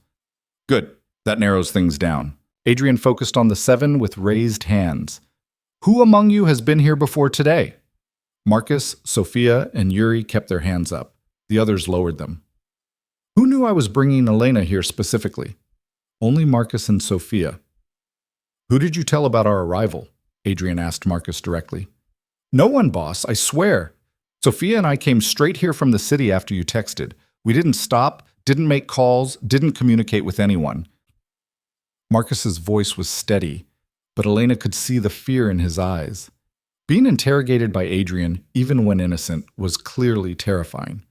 Adrian turned to the others. The rest of you received calls telling you to come here tonight. Who made those calls? I did, Marcus said, on your orders. But I didn't mention Elena. I just said it was urgent, priority alpha, your location. And yet someone knew she was here within 2 hours and delivered that blanket. Adrian's eyes narrowed. Which means either Marcus is lying, someone in this room made a call after arriving, or our security has been compromised in a way I haven't identified yet. Elena watched Dmitri shift uncomfortably in his seat. The financial advisor was sweating more heavily now, his eyes darting between Adrian and the door, as if calculating escape routes. Adrian noticed. Of course he noticed. Dmitri, you look nervous. I'm always nervous when you do these interrogations, Adrian. You know that. True, but you're usually nervous in a general way. Right now you look specifically terrified. Why? I'm not. There's no reason. I haven't done anything wrong. Dimitri's voice climbed in pitch. I manage your money. That's all. I don't know anything about threats or surveillance or empty your pockets. What? Your pockets, Dmitri. Empty them. Phone, wallet, keys, everything. Put them on the table in front of you. Dmitri hesitated just long enough to confirm Adrian's suspicions. Yuri was moving before Adrian even gestured, crossing the room in 3 long strides and hauling Dmitri to his feet. Do it yourself or I do it for you, Yuri rumbled. Your choice. With shaking hands, Dmitri pulled items from his pockets. Wallet, keys, a stick of gum, his phone. The phone clattered onto the coffee table and Adrian picked it up immediately. Unlock it. Adrian, please. This is my personal. Unlock it, or I'll have Yuri break every finger in your right hand and unlock it myself. Dmitri unlocked it. Adrian scrolled through recent calls, messages, apps. His expression remained neutral, but Elena saw his jaw tighten almost imperceptibly. He found something. You've been texting someone using an encrypted messaging app. Adrian's voice was dangerously quiet. Someone who, according to these messages, has been very interested in my wife's whereabouts. Someone you've been updating regularly about my movements, my schedule, my security arrangements. I can explain, then explain. Adrian tossed the phone back to Dmitri. Explain why you've been feeding information to someone who wants Elena dead. Explain why you've betrayed me after 10 years of employment. Explain it in a way that makes me decide to let you live. Dmitri's face crumpled. He looked around the room as if seeking support, but found only cold stares and closed expressions. No one would help him now. He'd broken the cardinal rule of Adrian's organization, loyalty above all else. They have my daughter, Dmitri whispered. My Anna. They took her 3 months ago. They said if I didn't cooperate, they'd kill her. I had no choice, Adrian. Please understand. I had no choice. The room was silent except for the crackling fire. Elena felt her heart constrict with unwanted sympathy. A father protecting his daughter, She understood that motivation better than she wanted to admit. In Dimitri's position, with Sophia Grace's life hanging in the balance, what wouldn't she do? But Adrian's expression didn't soften. If anything, it grew harder. "You had a choice," Adrian said. "You could have come to me, told me about the threat. Let me use my resources to find Anna and eliminate whoever took her. Instead, you decided to cooperate with people who want to kill my wife and child. You chose to save your daughter by sacrificing mine. I didn't think they'd actually hurt her. I thought they just wanted information, wanted to know your movements, wanted leverage for negotiations." Negotiations. Adrian's laugh was bitter. "You thought someone who kidnaps a child wants to negotiate. You're not just a traitor, Dimitri. You're a fool." "Adrian, please. I'll do anything. I'll tell you everything I know. I'll help you find them. Just please, help me get Anna back. She's only 8 years old. She's innocent in all this." "So is my daughter." Adrian gestured to Elena's belly. "So is my wife, who's been running and hiding for 10 months because of information you provided. You want me to care about your child while you actively endangered mine?" Elena stood, the movement drawing everyone's attention. She walked slowly across the room until she stood beside Adrian, close enough to feel the fury radiating from him like heat. "Who has Anna?" she asked Dimitri directly. "Who took her? Who have you been reporting to?" Dimitri's eyes were red, tears streaming down his face. "I don't know names. All communication has been through encrypted messages. They send instructions. I provide information. The only thing I know is that whoever is behind this has resources, connections, and reach that rivals Adrian's organization." "That's not an answer," Adrian said. "It's the only answer I have. I swear, Adrian, if I knew who they were, I'd tell you. I'd give you anything to get Anna back safe." Carmen spoke up from her position near the window. "He's telling the truth. Or at least he believes he's telling the truth. Look at him. He's terrified and desperate. He's not holding back information intentionally." "Doesn't matter." Yuri cracked his knuckles meaningfully. "He still betrayed the organization, still put Elena and the baby at risk. The penalty for that is not death," Elena interrupted. All eyes turned to her. "Not yet. Not until we get more information." Adrian's gaze locked with hers. "Elena, he's our only connection to whoever is behind this. Kill him now, and that connection dies with him." Elena kept her voice steady despite her racing heart. "Use him. Feed false information through him. Set a trap. Do whatever you need to do. But keep him alive until we find who took his daughter and who wants us dead." Keeping him alive is a liability. Killing him is short-sighted. Elena placed a hand on Adrian's arm, felt the tension coiled in his muscles. "You taught me that business is about leverage, about playing the long game. Dimitri is leverage. He's also a father trying to protect his child. I can't condone what he did, but I understand why he did it, and I think we can use that desperation to our advantage." Adrian looked at her for a long moment, and Elena saw the war playing out behind his eyes. His instinct was to eliminate the threat, to punish betrayal swiftly and absolutely. But he'd asked her to trust him, to give him 30 days to prove he could be different. She was offering him the same chance, to prove he could choose strategy over immediate violence when the situation called for it. "All right," Adrian said finally. "We do this your way. For now." He turned back to Dimitri, who was watching the exchange with desperate hope. "You're going to continue communicating with your contact exactly as you have been. You're going to feed them whatever information I tell you to feed them. And you're going to pray that your cooperation leads me to Anna before I change my mind about letting you live. Understood?" "Yes. Yes, thank you, Adrian. Thank you, Elena. I'll do whatever you need. Yuri, take him to the basement. Make sure he's comfortable but secured. I want 24-hour watch on him." Adrian's voice was cold again, emotionless. "And get me everything on his phone. I want to know every message, every timestamp, every piece of data that might lead us to whoever he's been talking to." Yuri hauled Dimitri toward the stairs that led down to what Elena assumed was a basement. She tried not to think about what comfortable but secured might mean in Adrian's world. The remaining people in the room shifted uncomfortably. They just watched one of their own exposed as a traitor, had seen how quickly Adrian's protection could turn to ruthless judgment. "The rest of you are free to go," Adrian said. "But understand this, I'm expanding my security protocols. I'm auditing every phone, every computer, every communication device used by anyone in my organization. If there are other leaks, I will find them. If anyone else has been compromised, now is the time to come forward. Because the next time I discover betrayal, I won't be as merciful as I was tonight. Merciful. Elena almost laughed at the word. Dmitri was being held prisoner in a basement, his fate dependent on his usefulness. That was Adrian's version of mercy. The group dispersed quickly, eager to escape the tension in Adrian's penetrating gaze. Detective Morrison paused at the door. For what it's worth, I'm sorry about this. About Elena being in danger. If there's anything I can do, find out if any reports have been filed about missing children matching Anna's description, Adrian said. 3 months ago, 8 years old. Dmitri's last name is Petrov. His ex-wife has primary custody and lives on the north side. I'll check our databases. If anything comes up, you'll be the first to know. Morrison left, and then it was just Adrian, Elena, Marcus, and Sophia in the living room. The fire had burned low, casting long shadows across the walls. Outside, car engines started, and headlights swept across the windows as Adrian's people departed into the night. Adrian sank into a chair, suddenly looking exhausted. The careful control he'd maintained throughout the interrogation cracked, and Elena saw the toll it had taken on him. This wasn't easy for him either, she realized. Playing the ruthless crime boss, threatening people he'd worked with for years, maintaining that cold facade.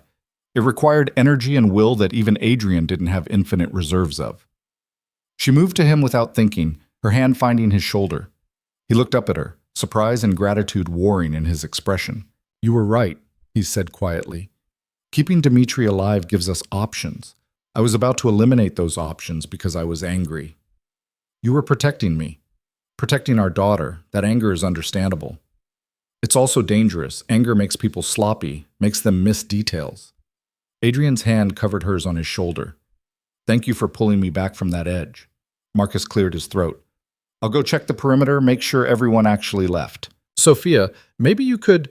I'll make coffee. Something tells me sleep isn't happening for anyone tonight.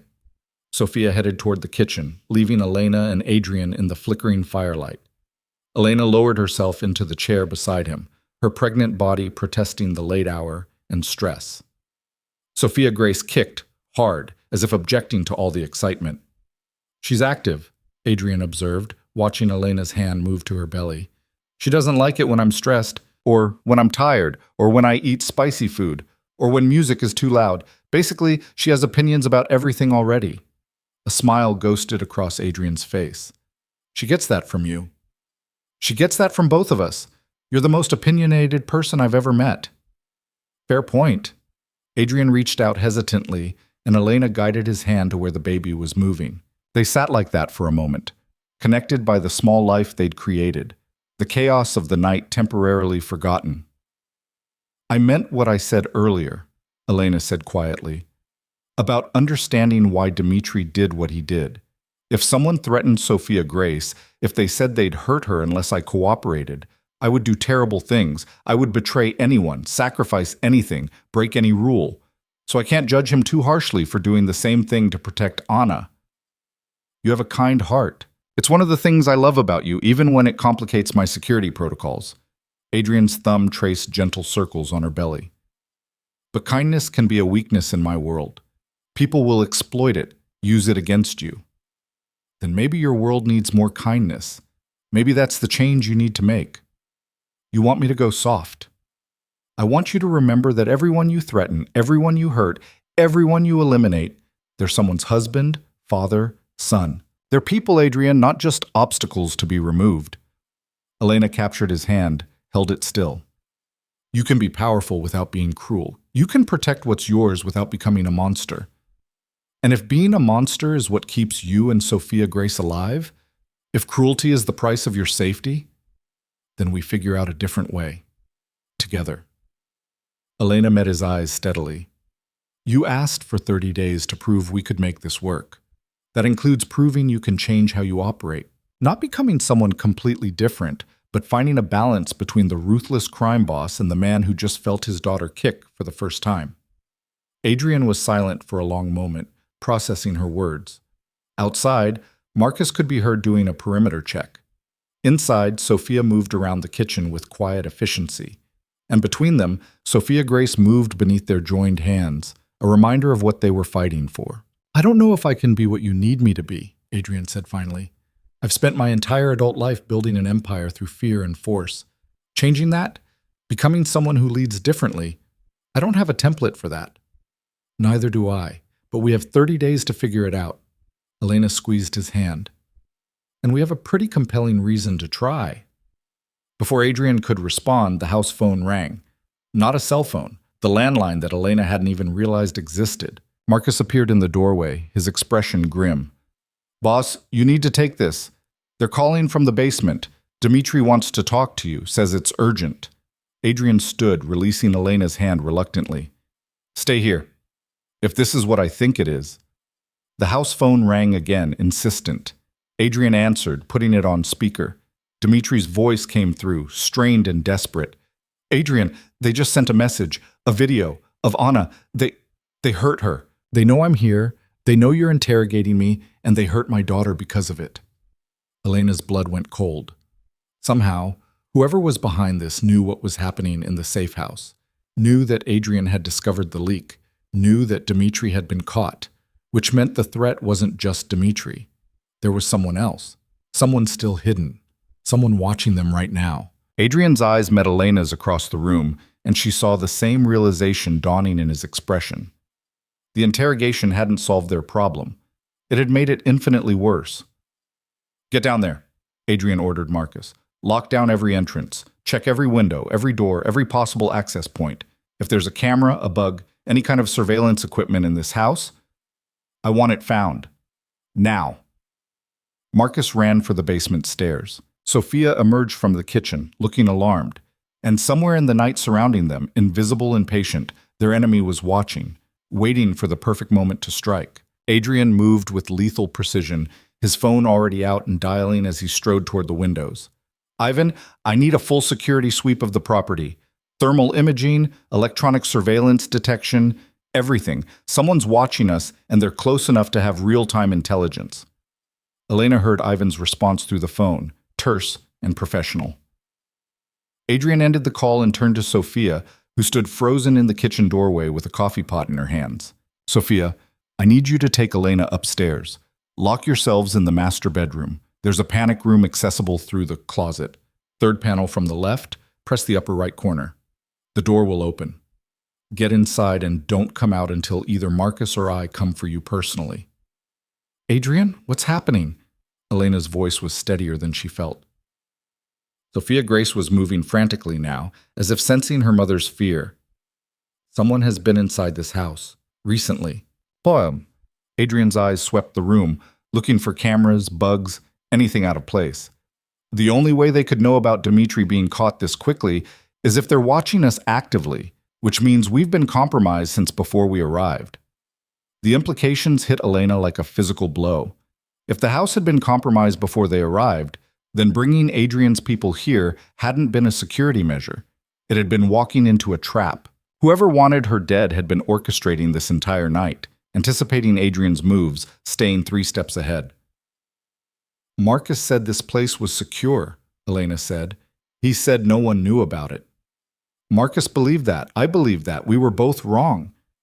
Adrian crossed to her, his hands finding her shoulders with desperate urgency. "Elena, I need you to trust me right now. I need you to go with Sophia and stay hidden while I handle this. Can you do that?" Every instinct Elena had screamed at her to argue, to demand answers, to refuse to be locked away while Adrian walked into danger. But the baby kicked hard against her ribs, and she thought about Dimitri's daughter Anna, hurt and terrified somewhere because her father had tried to protect her by making deals with monsters. "Okay," she said, "but Adrian, if something happens, if they get past you, they won't." He said it with absolute certainty, as if he could bend reality through sheer force of will. "I will burn this entire property to the ground before I let anyone touch you or our daughter. Do you understand me? Nothing gets through me. Nothing." Sophia was beside Elena then, her arm around her waist, gently guiding her toward the stairs. Elena let herself be led, looking back over her shoulder at Adrian. He stood in the center of the room like a king surveying a battlefield, every line of his body radiating controlled violence and fierce determination. The stairs seemed longer than they had earlier, each step an effort. Elena's body ached from stress and exhaustion, her pregnant weight making her movement slow and awkward. Sophia supported her with surprising strength, murmuring quiet reassurances that Elena barely heard over the pounding of her own heart. The master bedroom was at the end of the hall, spacious and elegantly furnished in tones of cream and navy. Sophia led her directly to the walk-in closet, counting panels from the left, as Adrian had instructed. She pressed the upper right corner of the third panel, and with a soft click, a section of the wall swung inward to reveal a steel door. "It's biometric," Sophia explained, placing her palm against the scanner beside the door. "Adrian programmed my handprint years ago, in case of emergency. The door will seal behind us and won't open again except from Adrian's phone or a manual override that only he and Marcus know." The steel door slid open with a pneumatic hiss, revealing a room about 12 feet square. It was surprisingly comfortable for a panic room. A small sofa, shelves stocked with water and non-perishable food, a bathroom visible through an open door at the back, and a wall of monitors showing different views of the property through security cameras. Elena sank onto the sofa as Sophia sealed the door behind them. The click of the locks engaging felt final, like being buried alive. She forced herself to breathe slowly, to focus on something other than the walls pressing in around her. "How long have you known about this room?" she asked, needing to hear a human voice, even her own. "Since Adrian built the house, about 8 years ago." Sophia settled beside her, reaching for a remote that brought the security monitors to life. "He's always been paranoid about safety, about having contingencies. Marcus used to joke that Adrian had contingencies for his contingencies. That paranoia doesn't seem so unreasonable anymore." "No, it doesn't." Sophia adjusted the monitors, cycling through different camera angles. Elena could see the living room where Adrian stood talking on his phone, the kitchen where Marcus was searching cabinets, the exterior showing the dark woods surrounding the property. "There. Do you see that?" Elena followed Sophia's pointing finger to one of the exterior monitors. At first, she saw nothing unusual, just trees and shadows and the pale gravel of the driveway. Then movement caught her eye, subtle and deliberate. A figure dressed in dark clothing, moving through the tree line about 50 yards from the house. "Someone's out there," Elena whispered. Several someones. Sophia pointed to another monitor showing the opposite side of the house. 2 more figures advancing with professional precision, using the forest as cover. They're surrounding the property. Adrian's got maybe 5 minutes before they're in position. Elena's hand moved to her belly protectively. "We need to warn him. He knows. Look." Sophia indicated the living room monitor where Adrian was no longer visible. The space appeared empty, but Elena could see signs of preparation. Furniture had been shifted to create defensive positions, lights had been turned off in strategic areas, and the front door stood slightly ajar, as if inviting approach. Marcus appeared on one of the monitors, moving through the house with a rifle in his hands. He took up position near a second-floor window with a clear view of the driveway. His movements were calm, practiced, those of a man who'd been in combat before and knew how to handle himself under pressure. "How many times has this happened before?" Elena asked. "How many times has Adrian's home been attacked?" "Twice that I know of. Once about 6 years ago, when a rival organization decided to eliminate him. Once 3 years ago, when a former business partner turned informant and tried to have Adrian arrested." Sophia's expression was grim. Both times, the people who came for him didn't leave alive. Elena watched the monitors, tracking the dark figures as they moved closer to the house.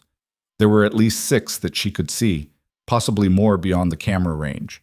They moved with military precision, communicating through hand signals, covering each other's advances. "These aren't street thugs," Elena said. "They're professionals, which means whoever hired them has serious resources. The kind of money it takes to hire this level of talent, we're talking 6 figures minimum, probably more." Sophia's fingers drummed nervously on her knee. "This is coordinated, planned, well-funded. Someone really wants you dead, Elena. Or wants to use you to destroy Adrian, or both." The baby kicked, and Elena gasped. The movement was different this time, sharper, almost painful. She pressed both hands to her belly, trying to soothe Sophia Grace through sheer force of maternal will. "Are you okay?" Sophia was instantly alert, her attention shifting from the monitors to Elena. "Is it the baby?" She's just active, stressed maybe.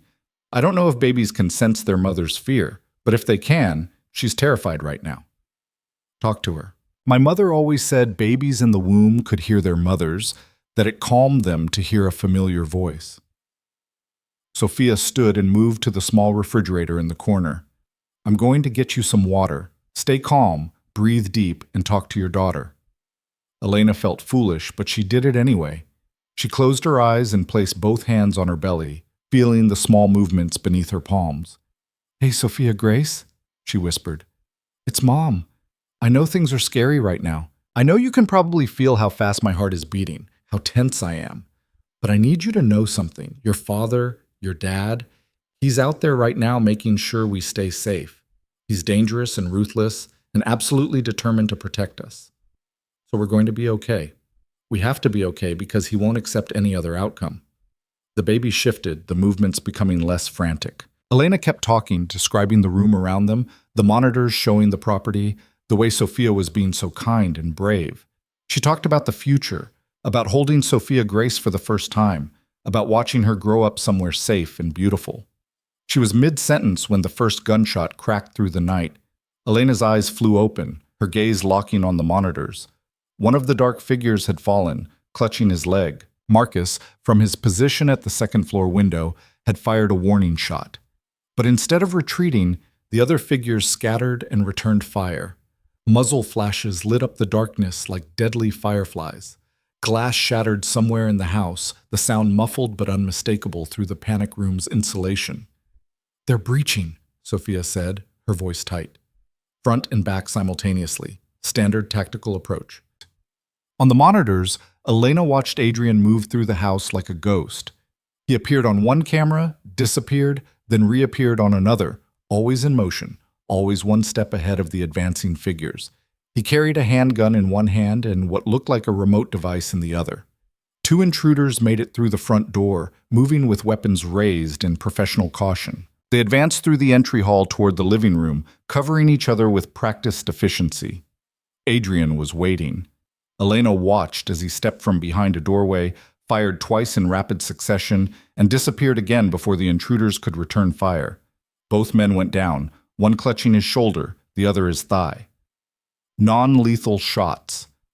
Adrian was disabling them, not killing them. He wants them alive for questioning, Elena realized. He wants to know who sent them. More intruders poured through the back entrance. Marcus took down one from his elevated position, but there were too many, coming too fast. Within seconds, the house was swarming with hostile figures, and Adrian and Marcus were outnumbered at least 4-1. Why aren't they calling for backup? Elena demanded. Adrian has an entire organization. Why are just the two of them fighting?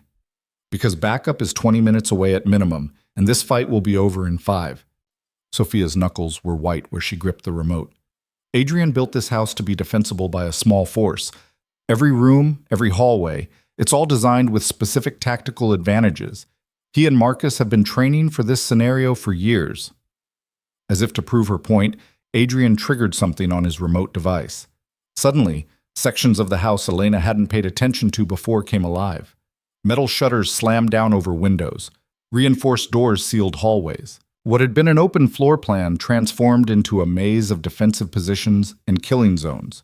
The intruders found themselves trapped in sections of the house, separated from their teammates, facing off against an enemy who knew every inch of the terrain and had prepared for exactly this scenario.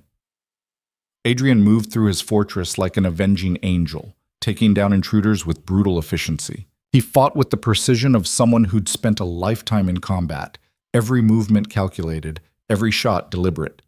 He wasn't trying to kill them, not yet, but he was making it very clear that he could if he chose to. Marcus provided covering fire from above, his rifle picking off anyone who tried to flank Adrian's position. Together, they moved like a two-man army, coordinated and lethal. But there were still too many. Elena watched a group of 3 intruders converge on Adrian's position from different angles. He couldn't cover all approaches simultaneously. One of them was going to get a clean shot. "No," Elena breathed, pressing closer to the monitor. "Adrian, behind you." On screen, Adrian spun at the last second, firing at the intruder behind him. But the movement left him exposed to another attacker. Elena saw the muzzle flash, saw Adrian stagger. He'd been hit. Adrian! Elena was on her feet before Sophia could stop her, pounding on the steel door with both fists. We have to help him. We have to. We can't. Sophia grabbed Elena's shoulders, physically restraining her. If we open this door, we compromise our position. Adrian would never forgive me if I let you walk into danger. He'd never forgive himself. He's bleeding. I can see blood on the monitor. Elena fought against Sophia's grip, but the older woman was surprisingly strong. Let me go. That's my husband out there, the father of my child.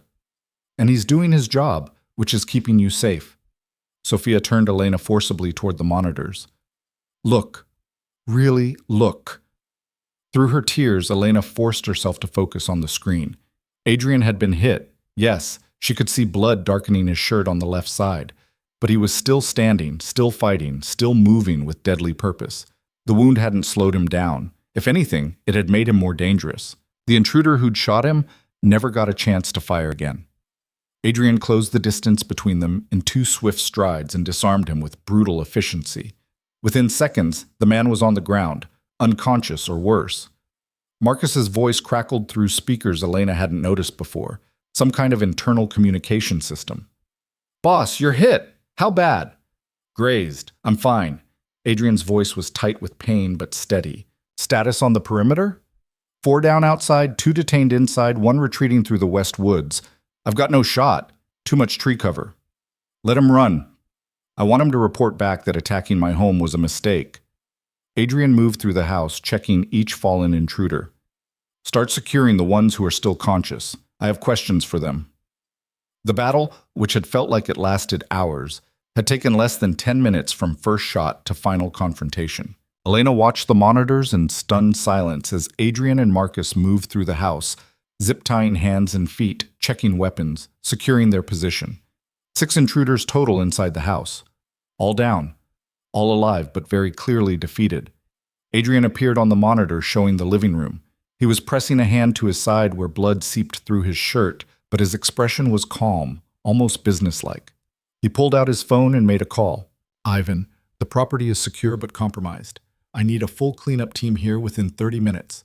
Medical, tactical support, and someone to transport prisoners for interrogation. No, Elena's safe. She's in the panic room with Sophia. Tell them to come in loud. I want whoever's watching to know that this attack failed spectacularly. He ended the call and looked directly at one of the cameras, the one that fed into the panic room. His eyes found the lens as if he could see through it to where Elena stood watching. You can come out now, he said, his voice transmitted through the speakers. It's over. Sophia moved to the door, placing her palm on the scanner. The locks disengaged with a series of clicks, and the steel door swung open.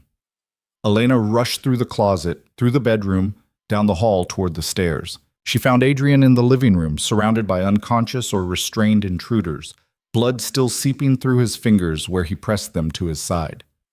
He looked up as she entered, and relief washed across his features. You're supposed to wait until I come get you, he said, but there was no heat in the words. You're bleeding. Elena crossed to him, her hands reaching for his shirt. Let me see how bad it is. It's nothing. The bullet grazed my ribs. Painful, but not serious. But he let her lift his shirt, let her examine the wound that carved an angry red line across his left side. It was still bleeding, but Adrian was right. The bullet had missed anything vital. You need stitches and antibiotics, and I'm fine, Elena. Adrian caught her hands gently, stilling their frantic movement. I've had worse. Much worse. This is barely worth mentioning. You were shot protecting me. That's worth mentioning. Elena's voice broke. You could have been killed. Marcus could have been killed, all because someone wants me dead badly enough to send a professional hit squad. A hit squad that failed. Adrian's hands framed her face, tilting it up so she had to meet his eyes. They came here with training and weapons and numbers, and they still failed, because I will not let anyone hurt you. I told you that earlier, and I meant it. Nothing gets through me. Marcus appeared in the doorway, his rifle still in hand. Ivan's team is inbound. ETA 15 minutes. We've got 6 prisoners to process and a lot of questions to ask. Good. Start with the ones who are conscious. I want to know who hired them, who gave them this location, and what the ultimate objective was. Adrian released Elena reluctantly. And Marcus? Make it clear that cooperation will be rewarded and resistance will be very, very unpleasant. Marcus nodded and moved toward the restrained intruders. Elena watched him work, watched the transformation from friendly maintenance man to something much harder and more dangerous. This was the reality of Adrian's world: violence and interrogation and casual discussions of torture. She should be horrified. She should be gathering her things and running again, taking her daughter far away from this darkness. But all she felt was grateful. Grateful that Adrian had the skills and ruthlessness to protect them. Grateful that he was alive. Grateful that Sophia Grace would have the chance to know her father. "You're thinking too loud," Adrian said quietly. "I can practically hear your thoughts spiraling.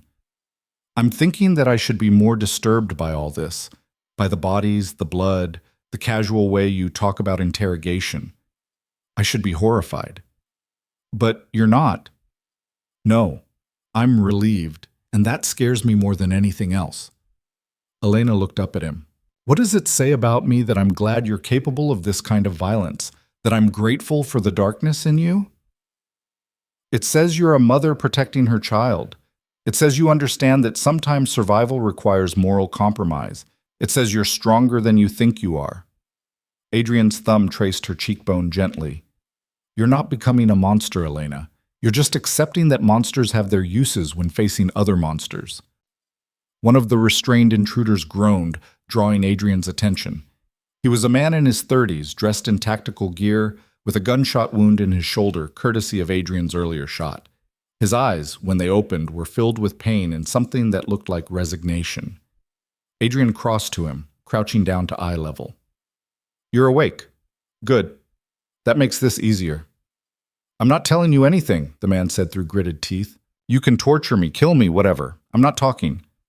Everyone talks eventually. It's just a question of how much pain they endure first." Adrian's tone was conversational, almost friendly. "But I'm going to make you an offer. One chance to do this the easy way. Tell me who hired you, and I'll make sure you get medical treatment and a relatively quick trial. Refuse, and I let my friend Marcus get creative with his questions. He's very good at making people reconsider their loyalty." "You think I'm afraid of pain? I've been through worse than anything your boy can dish out." "I'm sure you have, but have you been through worse while knowing that your cooperation could save a child's life?" Adrian pulled out his phone, showed the man a photo. Elena couldn't see what it was, but she saw the way the intruder's face went pale. "That's Anna Petrov, 8 years old, being held by whoever hired you. If you tell me what I need to know, I might be able to save her." "If you don't, she dies, and her death is on your conscience." The man's jaw worked, conflict playing across his features. "You're lying. You're trying to manipulate me." "I'm trying to save a child who has nothing to do with any of this. Her only crime was having a father who got caught in the same web you're trapped in now." Adrian leaned closer. "You were hired to do a job. That job failed. Your employer isn't going to extract you, isn't going to pay your medical bills or legal fees. You're disposable to them. But to me, you're valuable. Not as a person, but as a source of information. Tell me what I want to know, and I'll make sure you survive this. Keep silent, and you're just another body for Ivan's cleanup team to dispose of." Elena watched the negotiation with fascination and horror. Adrian wasn't threatening in the traditional sense. He was presenting facts, laying out options, and letting the man reach his own conclusions. It was manipulation at its finest, psychological warfare disguised as reasonable conversation. It worked. "Volkov, right?" the man said finally. "You're Adrian Volkov, the one they sent us to destroy." "They sent you to kill my wife, to send a message by eliminating the woman I love and the child she's carrying. That was the original plan. But plans changed when Dmitri got caught." The man coughed, grimaced at the pain in his shoulder. "We were supposed to observe, report back, wait for the right moment. Then you interrogated your people, and our employer decided to accelerate the timeline." "Who's your employer?" The man hesitated, fear flickering across his features. Whatever he was about to reveal, it terrified him more than Adrian did. "Viktor Volkov," he said finally. "Your uncle. He's the one who wants your wife dead." The name hung in the air like poison. Elena saw Adrian's expression go completely blank.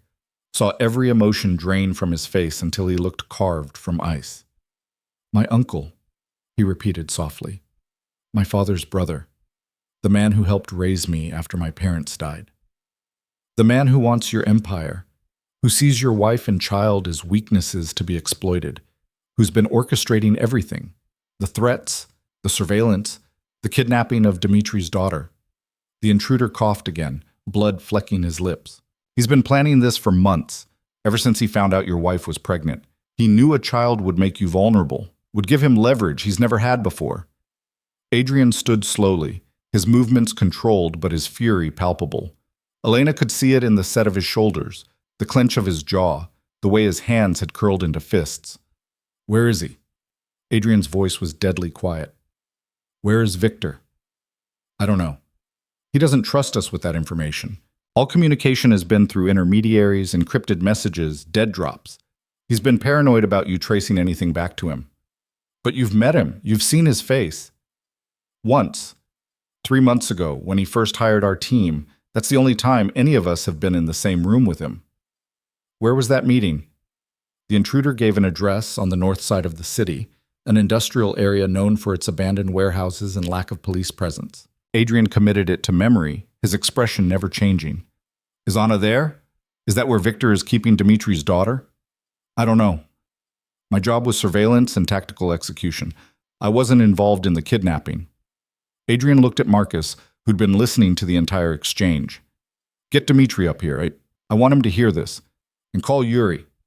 Tell him to assemble a team. We're going hunting." "Boss, you're injured. You should at least let medical look at that wound before..." "Before what?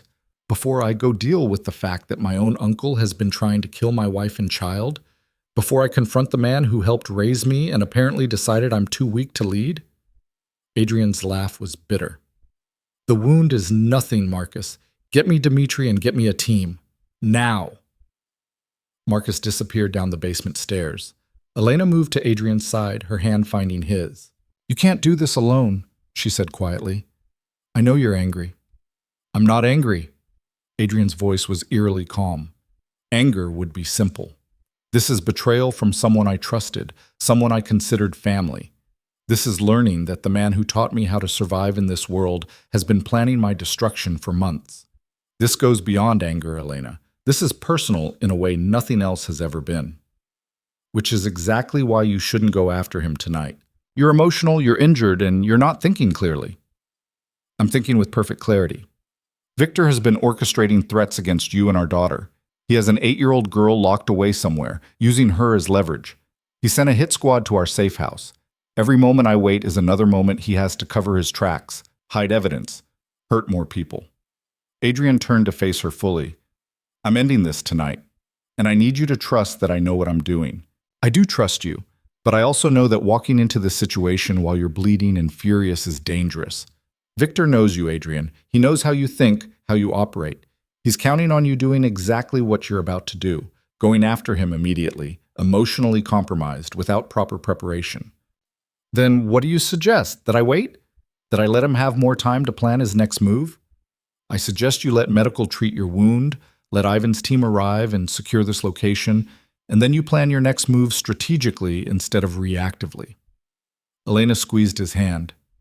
"You told me earlier that anger makes people sloppy.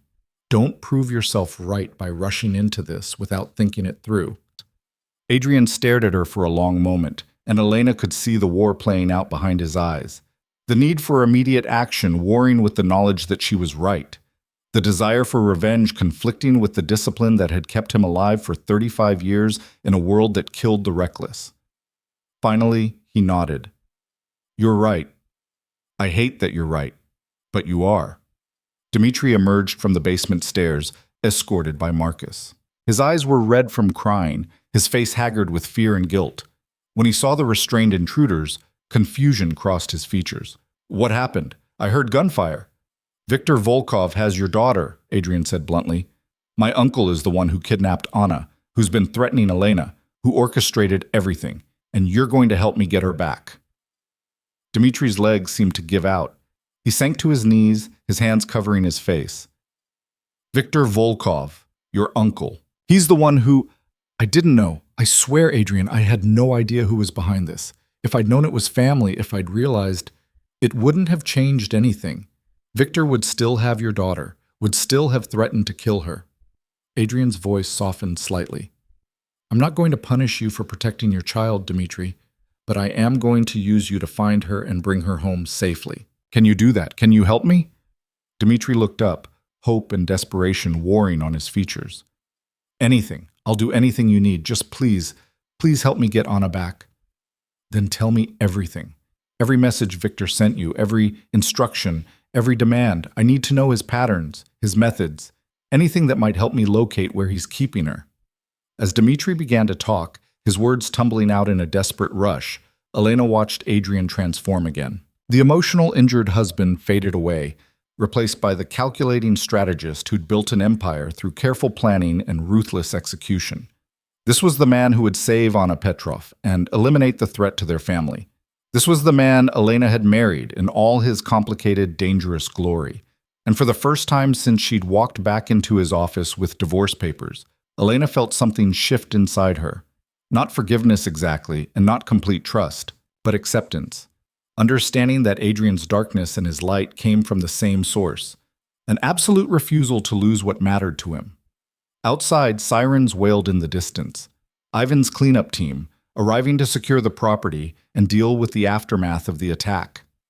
Inside, plans were being made, strategies developed, resources mobilized. The war for Elena's life, for their daughter's future, for their chance at happiness together, was entering its final phase. And when the sun rose on this long, terrible night, one way or another, everything would be different. Ivan's team arrived with the efficiency of a military operation, black SUVs rolling up the gravel drive with their lights off despite the darkness. Within minutes, the property was swarming with Adrian's people. Medics treating wounds, tactical specialists securing the perimeter, and what Elena could only describe as cleaners, making the evidence of the firefight disappear with practiced ease. A paramedic approached Adrian, medical kit in hand. Mr. Volkov, I need to treat that wound before infection sets in. Adrian waved him toward the injured intruders first. Deal with the prisoners. Make sure they're stable enough for questioning. I'll wait. Sir, you're bleeding, and I'll continue bleeding for another 10 minutes while you do your job. Adrian's tone left no room for argument. The prisoners are our only connection to Victor's operation. Keep them alive. The paramedic nodded and moved toward the restrained men. Elena watched Adrian's jaw tighten with pain as he shifted position, saw the way he pressed his hand more firmly against his side. He was putting on a show of strength for his people, refusing to acknowledge weakness even when he was clearly hurting. She crossed to him and took his free hand, threading her fingers through his. You don't have to pretend with me. I know it hurts. It's manageable. But he didn't pull away from her touch, didn't reject the comfort she was offering. I've had worse, Elena. This is nothing compared to some of the injuries I've survived. That doesn't make it nothing. She studied his face, the tight lines around his eyes, the pallor beneath his tan. When was the last time you ate? Or slept? Yesterday. Maybe the day before. Adrian's smile was rueful. Time loses meaning when you're hunting for someone who disappeared. I spent 10 months barely sleeping, barely eating, just searching. Old habits die hard. Ivan approached, tablet in hand, his expression grim. Boss, we've got a problem. The warehouse address our prisoner gave us? It's clean, completely empty. If Victor was ever there, he's long gone now. Adrian's expression darkened. He's moving locations, covering his tracks. He knows we're coming for him. There's more. We ran financial traces on Victor's known accounts. He's been liquidating assets for the past 3 months, selling properties, moving money offshore, preparing to disappear. Ivan scrolled through data on his tablet. This isn't just about eliminating you, boss. He's planning to take over your empire and then vanish with the profits. How much has he moved? Conservatively? 50 million, maybe more. He's been skimming from your operations for months, maybe longer. Small amounts that wouldn't trigger alerts, but it adds up. Dimitri, who'd been sitting quietly nearby, suddenly stood. Wait, the messages. Victor sent me instructions through encrypted messages, but there was a pattern. Specific times, specific phrases. If I can access my phone, maybe I can predict when the next communication will come through. Adrian gestured to Marcus, who retrieved Dimitri's phone from the evidence bag where it had been stored. Dimitri's fingers flew across the screen, pulling up message histories, timestamps, patterns Elena couldn't begin to decipher. "Here," Dimitri said, his voice rising with desperate hope. Every communication came through at exactly 7-hour intervals, like clockwork. The last message was at 8 p.m., which means the next one should come through at 3 in the morning. Adrian checked his watch. "That's 45 minutes from now. If we respond correctly, we might be able to trace the signal, find out where Victor's operating from." "Or he might realize we've turned Dimitri and cut off communication completely," Ivan countered. "If we tip our hand too early, we don't have time to wait for the perfect moment." Adrian's voice was hard with determination. "Every hour we delay is another hour Anna stays in danger. Another hour Victor has to plan his next move. We respond to that message, we trace the signal, and we move immediately." Elena felt Sophia Grace kick hard against her ribs, as if the baby could sense the tension crackling through the room. She placed both hands on her belly, trying to calm the restless movements. Adrian noticed immediately. "Elena, you need to rest. You've been through too much stress tonight. I'm fine, the baby's fine, we're both fine." But even as she said it, another sharp kick made her wince. "Okay, maybe not completely fine, but I'm not leaving while you're planning something dangerous. You don't have a choice in this. When we move on Victor's location, you're staying here with Sophia and a security detail, non-negotiable." "Adrian, non-negotiable, Elena." His voice was gentle but absolutely firm. "I can't focus on ending this threat if I'm worried about you being in the line of fire. I need to know you're safe. Can you give me that? Can you let me do what needs to be done without having to protect you at the same time?" Elena wanted to argue, wanted to insist that she deserved to be part of finishing this. But the baby kicked again, harder, and she thought about the tiny life depending on her to make smart choices. Charging into a confrontation with a man who wanted her dead wasn't a smart choice. "Okay," she said finally. "But you promise me something. You come back. You don't take unnecessary risks. You don't let your anger make you reckless. You come back to us, Adrian. Promise me." "I promise." He lifted her hand to his lips, pressed a kiss to her knuckles. "I didn't wait 10 months to find you again just to get myself killed. I'm coming back, and when I do, this nightmare will be over." The paramedic approached again, more insistent this time. "Mr. Volkov, I really need to treat that wound. You're still bleeding, and if you're planning any kind of physical activity, fine." Adrian released Elena's hand reluctantly. "Do what you need to do, but make it quick." The paramedic worked with efficient speed, cleaning the wound, applying antiseptic that made Adrian's jaw clench despite his attempt to hide the pain, and finally closing the gash with neat sutures. Throughout it all, Adrian's eyes stayed on the tablet where Ivan was setting up tracking software, his mind clearly on strategy rather than the needle piercing his skin. "You're lucky," the paramedic said as he bandaged the wound. "Another inch to the right, and that bullet would have hit your liver. You'd be bleeding out right now instead of planning whatever military operation you're planning." Luck had nothing to do with it. "I saw the shooter, adjusted my position at the last second. If I'd stayed still, I'd be dead." The paramedic shook his head, gathering his supplies. "Keep the wound clean and dry. Change the bandage twice a day. And for the love of everything, don't do anything that might tear the sutures." Adrian stood, testing his range of motion. Elena saw him suppress a grimace as the movement pulled at the fresh stitches. "I'll do my best?" "That's what you said last time I stitched you up, and you came back 2 days later with the wound reopened." The paramedic's tone was resigned. "At least try to remember you're not invincible." Dimitri's phone chimed suddenly, cutting through the conversation. Everyone in the room went still, eyes turning to the device in his hands. "It's here," Dimitri said, his voice shaking. "The message. Right on schedule." Adrian crossed to him in 2 strides. "What does it say?" Dimitri read aloud, his voice breaking. "Time's running out for your little Anna. Tell Volkov that family means everything. He should understand that better than anyone. Deliver Elena Volkov to the old Riverside warehouse by dawn, or the girl dies. Come alone. Tell no one. You know what happens if he refuses." The room erupted with overlapping voices, people talking over each other, strategizing, arguing. Adrian silenced them with a single raised hand. "Ivan, start the trace. I want to know where that message originated from within the next 2 minutes. Marcus, Pull up satellite imagery of the Riverside warehouse and every building within a 5-block radius.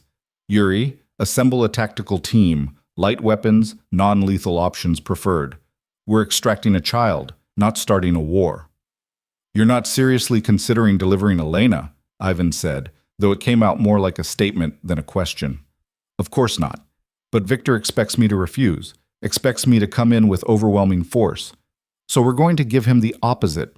Adrian's mind was clearly working several steps ahead, calculating angles and possibilities. We're going to make him think he's won. Elena's stomach dropped.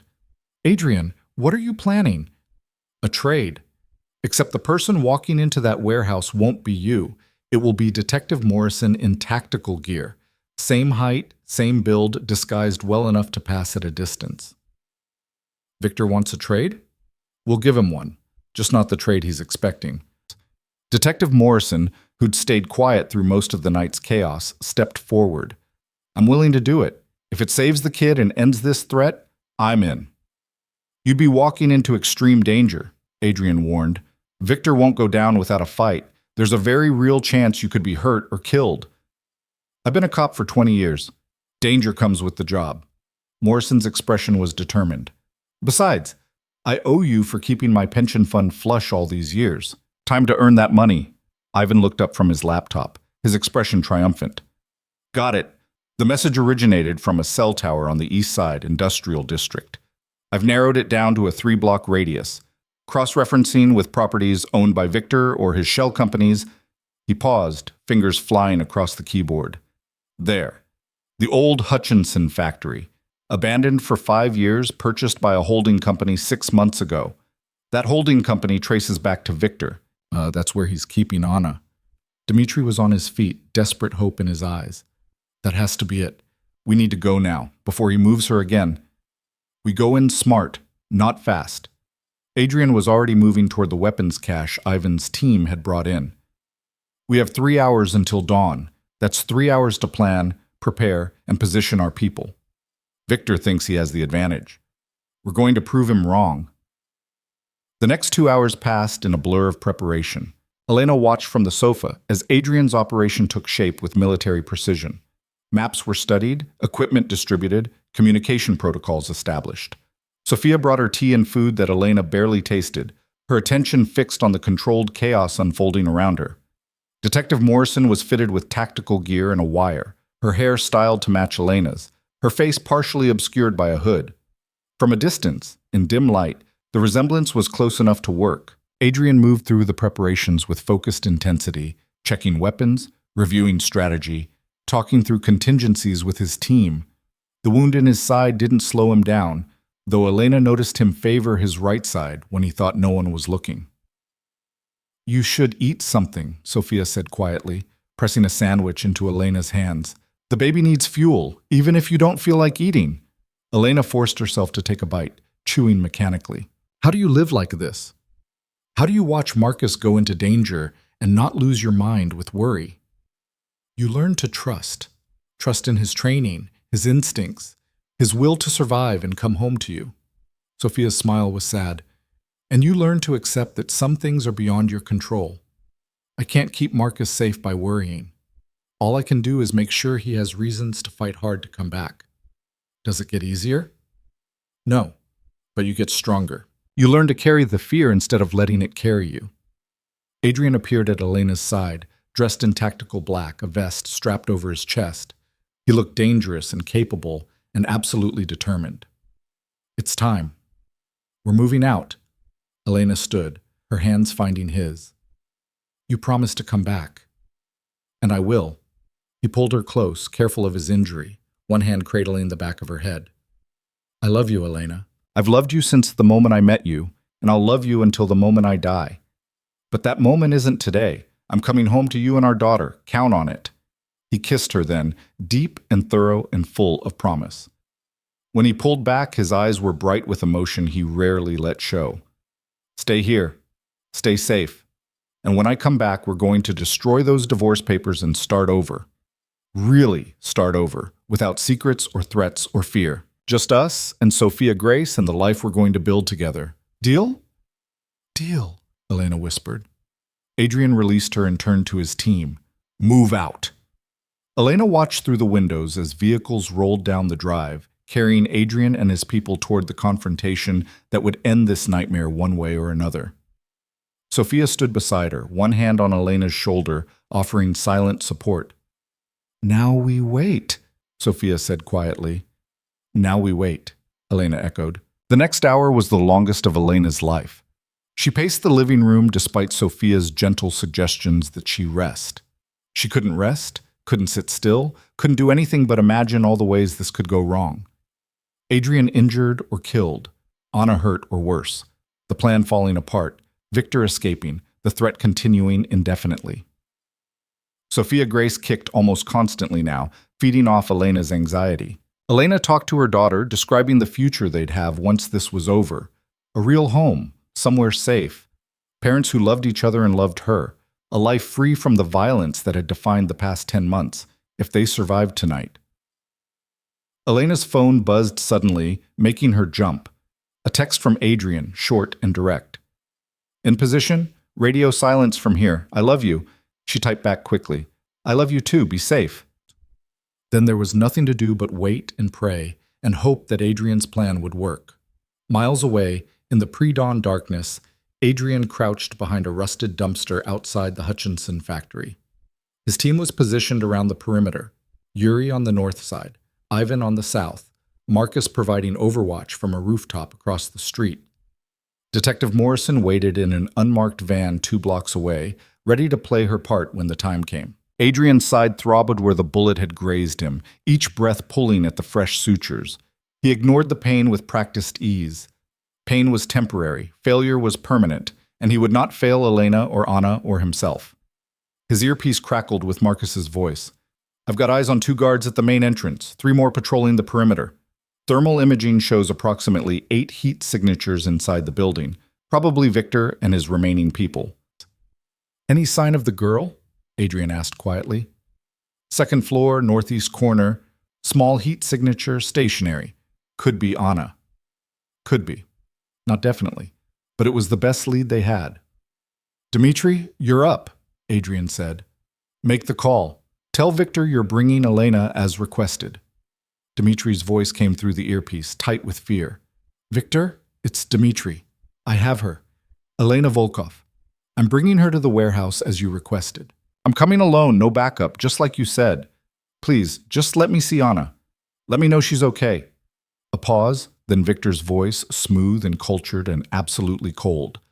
Bring her to the main entrance. You have 5 minutes.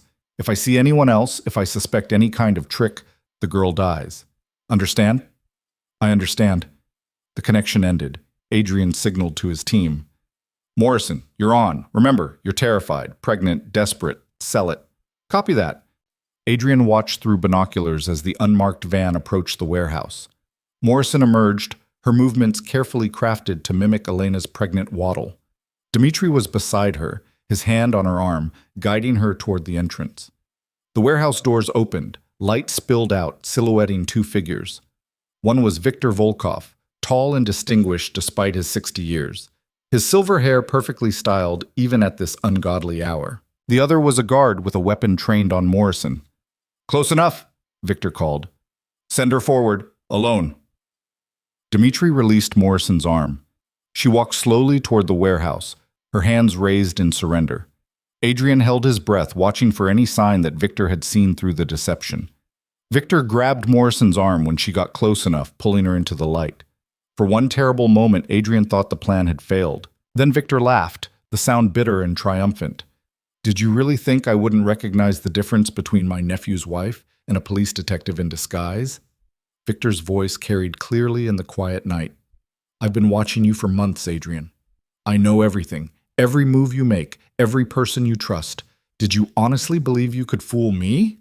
Adrian cursed silently. The plan had failed before it had even begun. Come out, Adrian, Victor called. I know you're out there. Come out and face me like a man, or I put a bullet in Detective Morrison's head and then I go hunting for your real wife. Adrian stood slowly, hands visible, no weapon drawn. He walked toward the warehouse entrance with measured steps, his mind racing through options and alternatives. There's my nephew. The great Adrian Volkov finally admitting defeat. Victor's smile was cruel. You should have stayed small, boy. Should have been content with the territories I gave you. But you had to build an empire, had to become more powerful than your old uncle. And now look where that ambition has gotten you. You kidnapped an 8-year-old girl. You threatened my pregnant wife. You sent assassins to my home. Adrian's voice was ice cold. This isn't about ambition, Victor. This is about you being a jealous old man who can't stand that I've surpassed you. Surpassed me?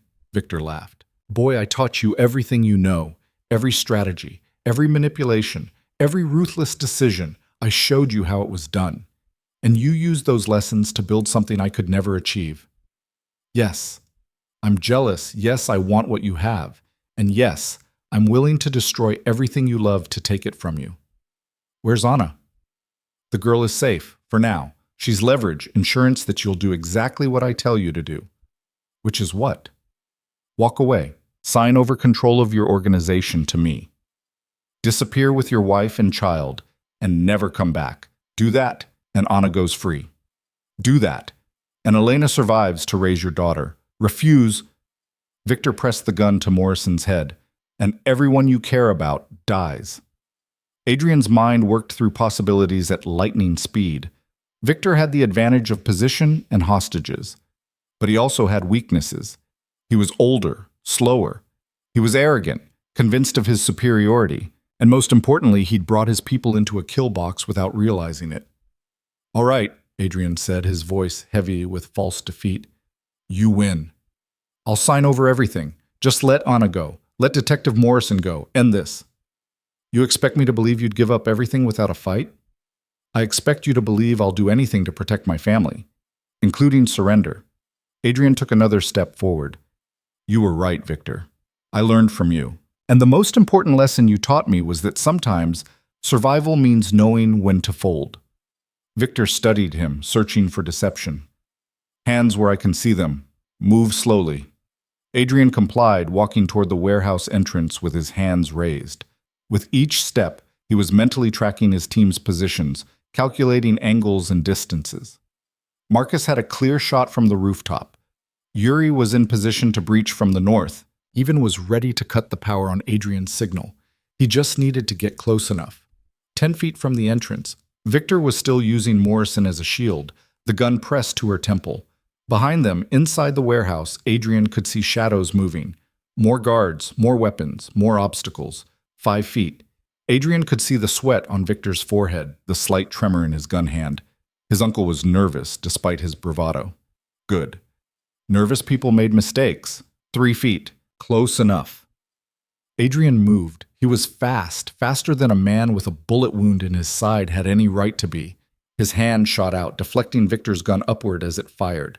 The shot went wild, the sound deafening in the enclosed space. Morrison dropped and rolled away, clearing the line of fire. Victor stumbled back, shock on his face.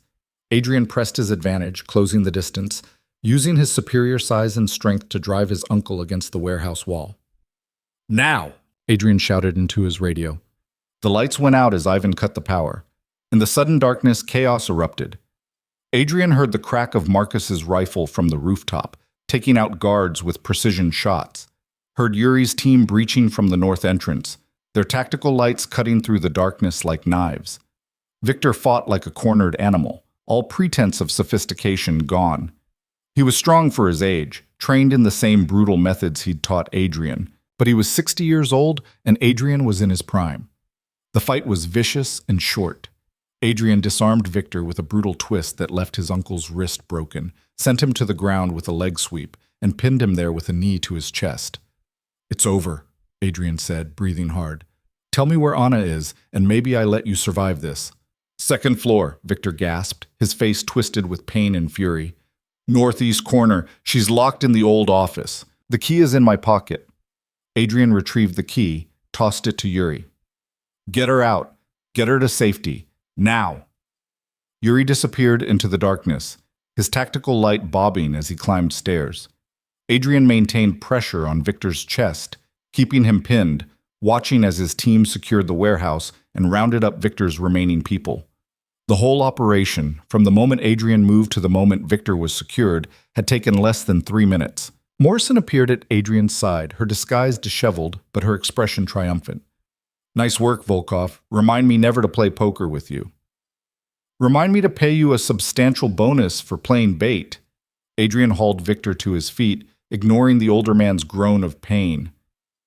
"You're done, Victor. Your people are captured or dead. Your assets will be seized. Your empire, such as it was, is finished.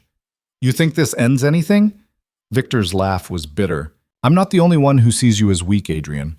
I'm just the only one who had the courage to act on it. Others will come. Others will see your wife and child as vulnerabilities to exploit. You'll never be safe. Then I'll deal with them the same way I dealt with you. But they'll have the advantage of learning from your mistakes. They'll know what happens when someone threatens my family." Yuri's voice crackled through the radio. "Boss, I've got her. Anna's safe. She's scared and dehydrated, but she's alive." Relief washed through Adrian so powerfully it nearly buckled his knees. "Bring her down. Get her to medical immediately." Minutes later, Yuri emerged carrying a small girl wrapped in a blanket.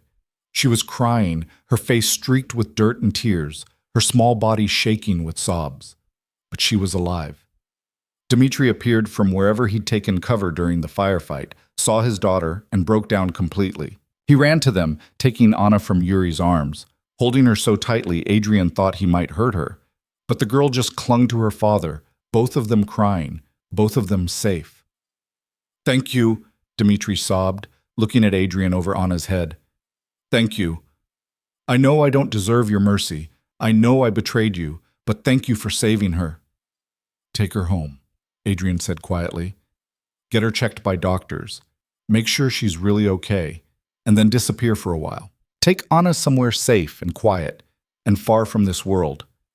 I'll make sure you have the resources to start over somewhere else." "You're letting me go? After everything I did?" "You were protecting your daughter. I understand that now more than I did before." Adrian glanced at Victor, who was being restrained by 2 of Yuri's people. "Go, before I change my mind." Dmitri didn't need to be told twice. He carried Anna toward the waiting vehicles, already talking to her in soothing tones, promising her that everything would be okay now. Adrian turned his attention back to Victor. "You have one chance to make this easier on yourself.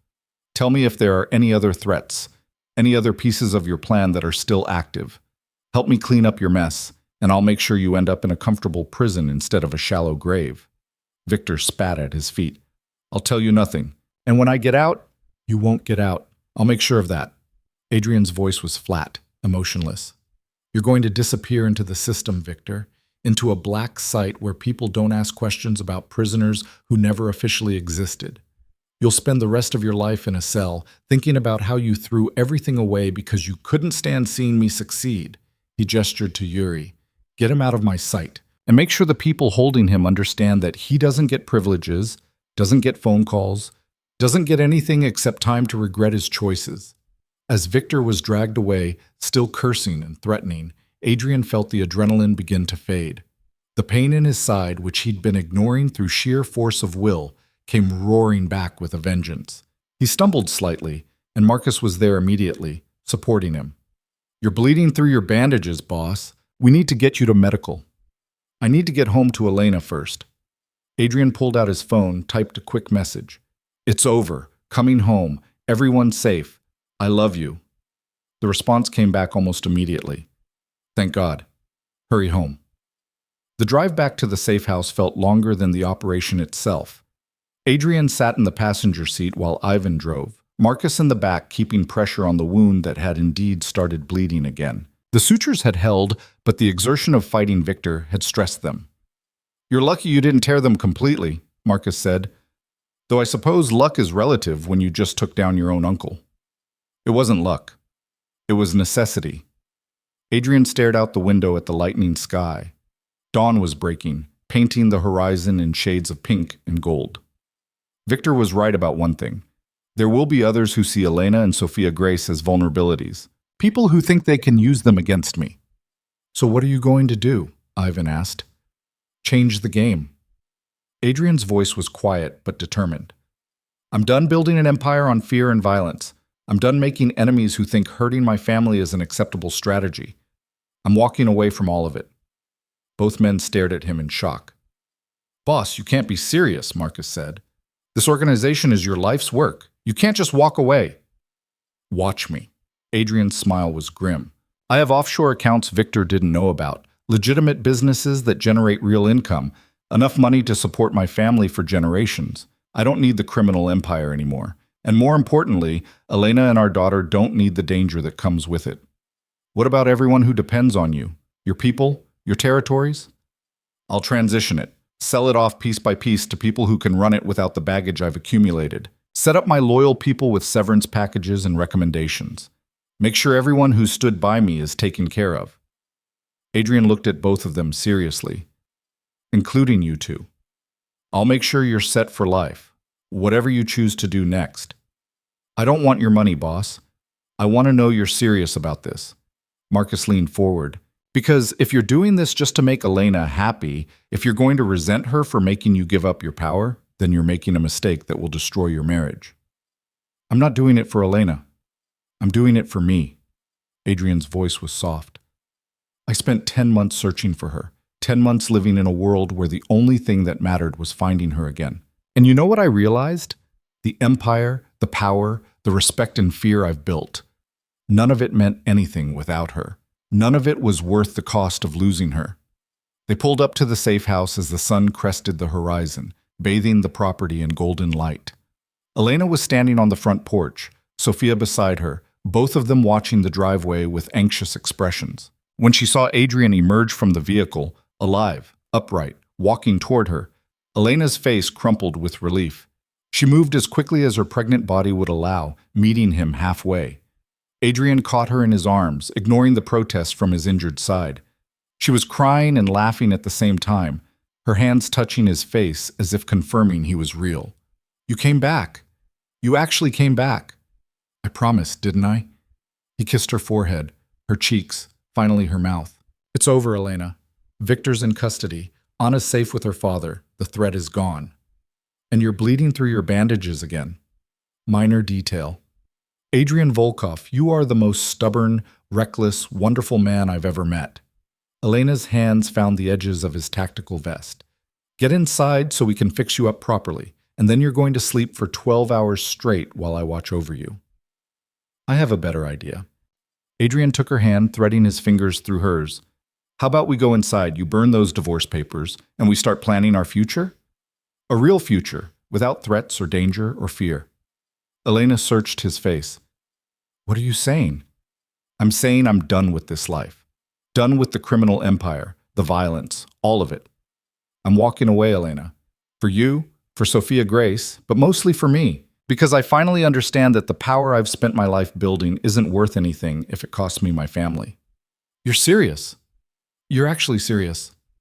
Completely serious. I've got enough legitimate business interests to support us comfortably.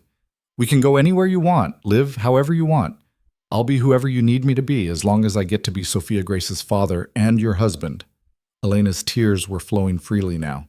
"What about your people? Your organization?" "I'll take care of them. Make sure everyone who's been loyal gets taken care of. But I'm done, Elena. I'm choosing us over everything else." She kissed him then, deep and desperate and full of all the emotion she'd been holding back for 10 months. When she finally pulled away, her smile was radiant. "Then, yes, let's burn those divorce papers. Let's start over. Let's build something real together." Sophia appeared with the manila envelope Elena had brought to Adrian's office what felt like a lifetime ago. She handed it to Elena with a knowing smile. "I believe you'll be needing this for the fire." Elena took the envelope, pulled out the divorce papers, and walked to the fireplace where the morning fire was already burning. She held the papers over the flames for a moment, looking at Adrian. "Last chance to change your mind." "Not a chance?" Adrian moved to stand beside her. "I've never been more certain of anything in my life." Together they dropped the papers into the fire. They watched them catch, curl, and burn to ash. The end of one chapter and the beginning of another, written in smoke and flame and absolute certainty. 2 months later, Elena lay in a hospital bed, exhausted and euphoric, holding a tiny bundle wrapped in pink. Sophia Grace Volkov had arrived 3 weeks early, impatient to meet the world. She was perfect: 10 fingers, 10 toes, Adrian's dark eyes, and Elena's nose, and a set of lungs that announced her displeasure with being evicted from her comfortable womb. Adrian sat beside the bed, unable to take his eyes off his daughter. He'd been present for the delivery, had held Elena's hand through every contraction, had cried when he heard Sophia Grace's first cry. Now he reached out with one finger, letting his daughter's tiny hand curl around it with surprising strength. "She's beautiful," he whispered. "She's perfect. How did we make something this perfect? Luck? Genetics? Stubbornness?" Elena's smile was tired but radiant. "She definitely has your determination. She refused to wait until her due date. She gets that from both of us." Adrian leaned down, pressed a kiss to Elena's forehead. "Thank you for giving me this, for giving us another chance, for fighting for our family when it would have been easier to run. Thank you for proving you could change, for walking away from everything you'd built, for choosing us." Elena adjusted Sophia Grace in her arms, the baby settling into sleep with the absolute trust of the very young. "Have you heard from Dmitri?" "He and Anna are settled in Portland. He's working as an accountant for a legitimate firm, and Anna's in counseling but doing well. They're building a new life, one day at a time." "And Victor?" "Where he can't hurt anyone ever again. That's all you need to know." Adrian's expression darkened briefly, then cleared as he looked at his daughter. "The past is past, Elena. We're looking forward now." Elena's parents arrived then, having flown in from their home upstate. Her mother cried over her new granddaughter while her father shook Adrian's hand with grudging respect. They'd never approved of Elena's marriage to a man they knew was involved in criminal activity, but Adrian's decision to walk away had earned him a measure of their trust. Over the next few days, as Elena recovered and learned to navigate the overwhelming reality of new motherhood, Adrian proved himself in 1,000 small ways. He changed diapers without complaint, walked the halls with a crying baby at 3 in the morning, and looked at Elena like she'd hung the moon every time she successfully got Sophia Grace to latch for feeding. When they finally brought Sophia Grace home, not to the safe house, but to a beautiful property in the countryside that Adrian had purchased under his new legitimate business name, it felt like the beginning of something unprecedented. A family built on love instead of power, on trust instead of fear, on the absolute certainty that they'd fight for each other no matter what challenges came their way. 6 months later, on a warm spring afternoon, Adrian and Elena stood in their backyard surrounded by a small group of friends and family. Sophia was there with Marcus, who'd chosen to retire with Adrian and now managed their legitimate security consulting business. Detective Morrison, who'd been invited out of gratitude for her role in ending Victor's threat. Dmitri and Anna, who'd made the trip from Portland for the occasion. Elena wore a simple white dress that complemented her post-pregnancy curves, her hair loose around her shoulders. She looked radiant and happy, and absolutely certain as she looked at the man standing across from her. Adrian wore a dark suit without the tactical vest or concealed weapons that had once been his constant companions. He looked at Elena like she was his entire world, because she was. She and Sophia Grace, who slept peacefully in Sophia's arms nearby, were everything that mattered. The officiant, a kind-faced woman who knew nothing about their complicated past, smiled at them both. Marriage is a journey of choosing each other every day, through joy and hardship. It's about building a partnership based on trust, respect, and love. Elena and Adrian have already walked a difficult path together. Today, they're choosing to continue that journey, this time with full knowledge of who they are and what they want their future to be. She looked at Adrian. "Do you take Elena to be your wife, to love and cherish, to stand beside in good times and bad, to build a life based on honesty and partnership?" "I do." Adrian's voice was steady, his eyes never leaving Elena's face.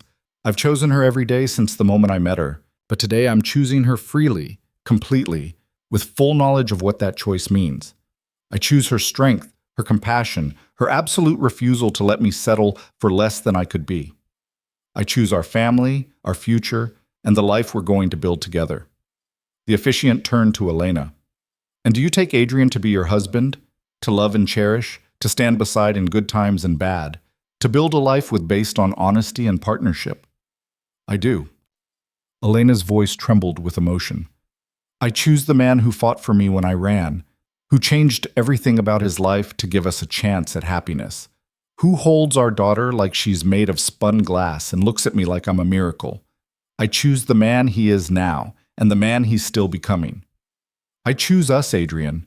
Every time, in every way that matters, I choose us. Adrian slipped a ring onto Elena's finger, not the one she'd worn during their first marriage, but a new one they'd chosen together. Simple, elegant, symbolizing a fresh start.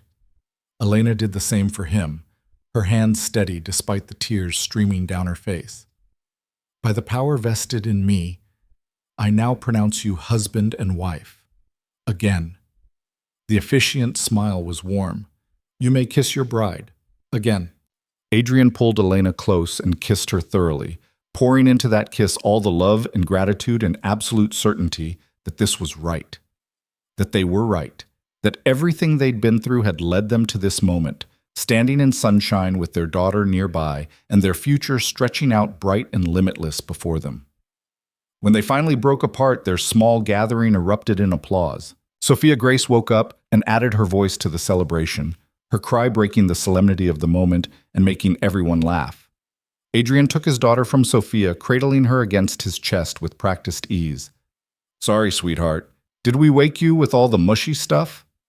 Sophia Grace looked up at her father with dark eyes so like his own and made a sound that might have been approval or might have been hunger. It didn't matter. She was perfect, and she was theirs. And she would grow up in a world where her parents loved each other and chose each other and fought for their family above everything else. Welcome to the family, Elena said, wrapping one arm around Adrian's waist and placing her other hand on Sophia Grace's tiny back. All of us, together. Finally. Finally, Adrian echoed. As the sun set on their wedding day, painting the sky in shades of amber and rose, the Volkov family, newly reformed, newly committed, newly hopeful, stood together and looked toward a future that held no guarantees except the promise they'd made to each other. To choose love over fear, family over power, and each other over everything else the world might offer. It wasn't the ending Elena had imagined when she'd walked into Adrian's office with divorce papers. It wasn't the future Adrian had planned when he'd built his empire on violence and control. It was better. It was real. And it was theirs.